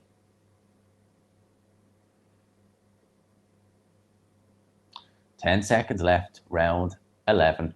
Then we're into the last 3 minutes. And I don't think Canelo has anything left in the tank. He's got nothing. He's got nothing left. This is phenomenal stuff by Terence Crawford. I'm glad to see it. Little deep breath, last round, and we're good. I would say just cruise the last round. Don't do anything stupid. Don't do anything stupid in the last round. Just cruise it. Just cruise it. Right? That morning is looking nice out there, red sky. He does look dejected. I think he knows there's just nothing there. He's trying. There's nothing in the tank. He's got nothing to give. Nah, I'll do Canelo Crawford later in the day. Probably about 11 or 12. No, probably about 9 or 10 I'll do Canelo Crawford review. And that is being generous, 8-3. Like, Canelo's not winning this fight. 9-2. The judges won't do it. They won't. I'm telling you now, I don't have the feeling that they will. I felt a lot worse about Fury Usyk going into both fights, going into the last few rounds, because you just didn't know. You knew they wanted Fury to win. This, I get the impression that, nah, the judges won't. They won't mess with it. No idea what round the guy scored that last round for, because they haven't shown the 11th round. Now we're in the 12th round. We're not in the 11th round. For some reason, the Netflix is showing that we're in round 11. That's definitely not the case. And some more good work by Terence Crawford there. There we go. Now we're in the 12th round. I was like, that's the 11th round. We're not in the 11th round. We're in the 12th round. And Alvarez still has no answer. Crawford is just moving, staying out of range, staying out of dodge. Man, he's putting a clinic on here. He is putting a clinic on. It's great work by Terence Crawford. It really is. It really is. We are seeing him and Usyk. There's no ifs or buts. Number 1 and number 2, pound for pound. Whichever way you want it, I don't really care. But we are seeing something special here. He's coming in there and he's beating the brakes off Canelo. Like, this is not, it's not a hard fight to score. Look at that left hand. Look at that. Yeah, Alvarez has a good chin, but he ain't got nothing left. There's just nothing there. Canelo, I would say, you're on your victory lap. You had a good run. There's no need. There's nothing there. There's nothing there anymore. It's been gone for a while. It's been gone for the last 2-3 years, really, hasn't it? It's been gone.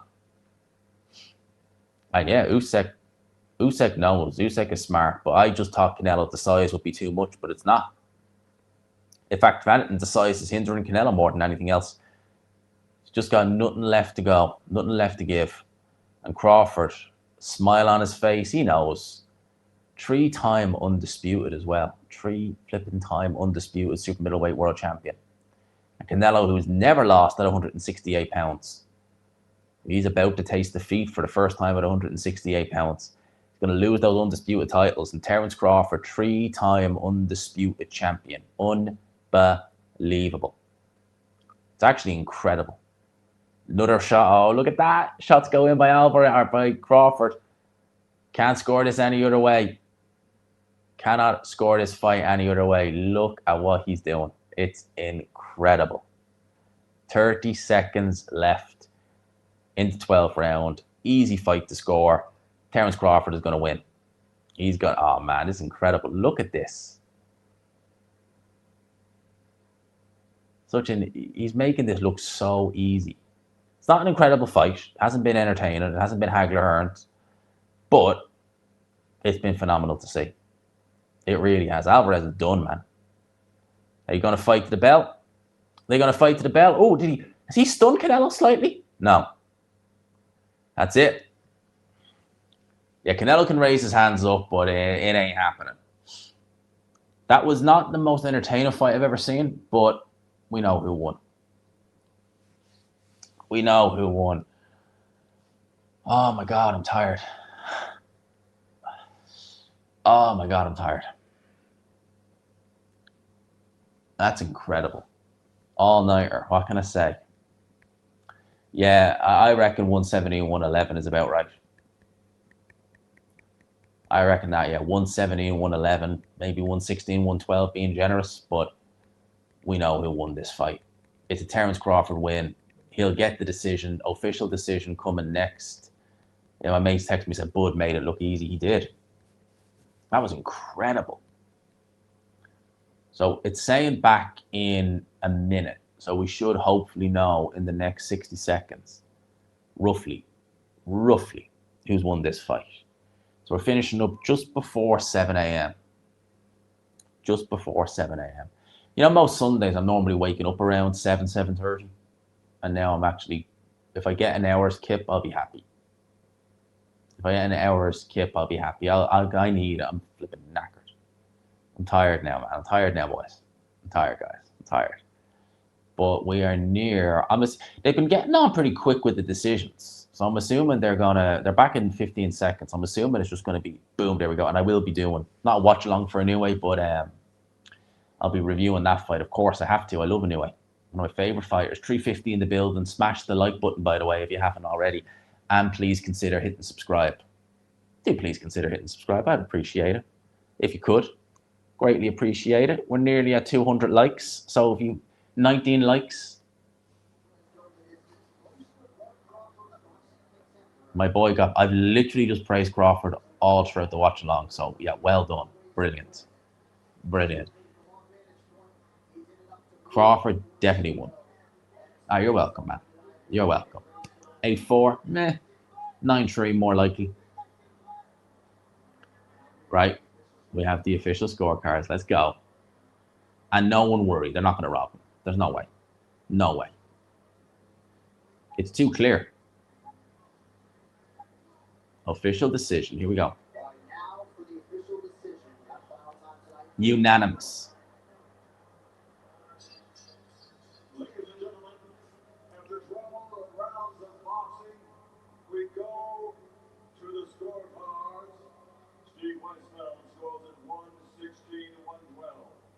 Crawford.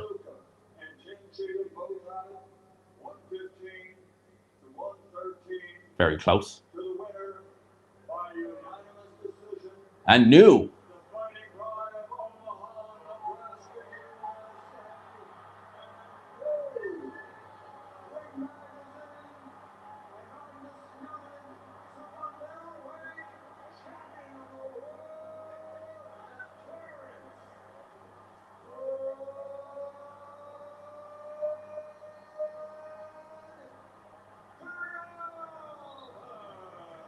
I've never seen Bud Crawford as emotional.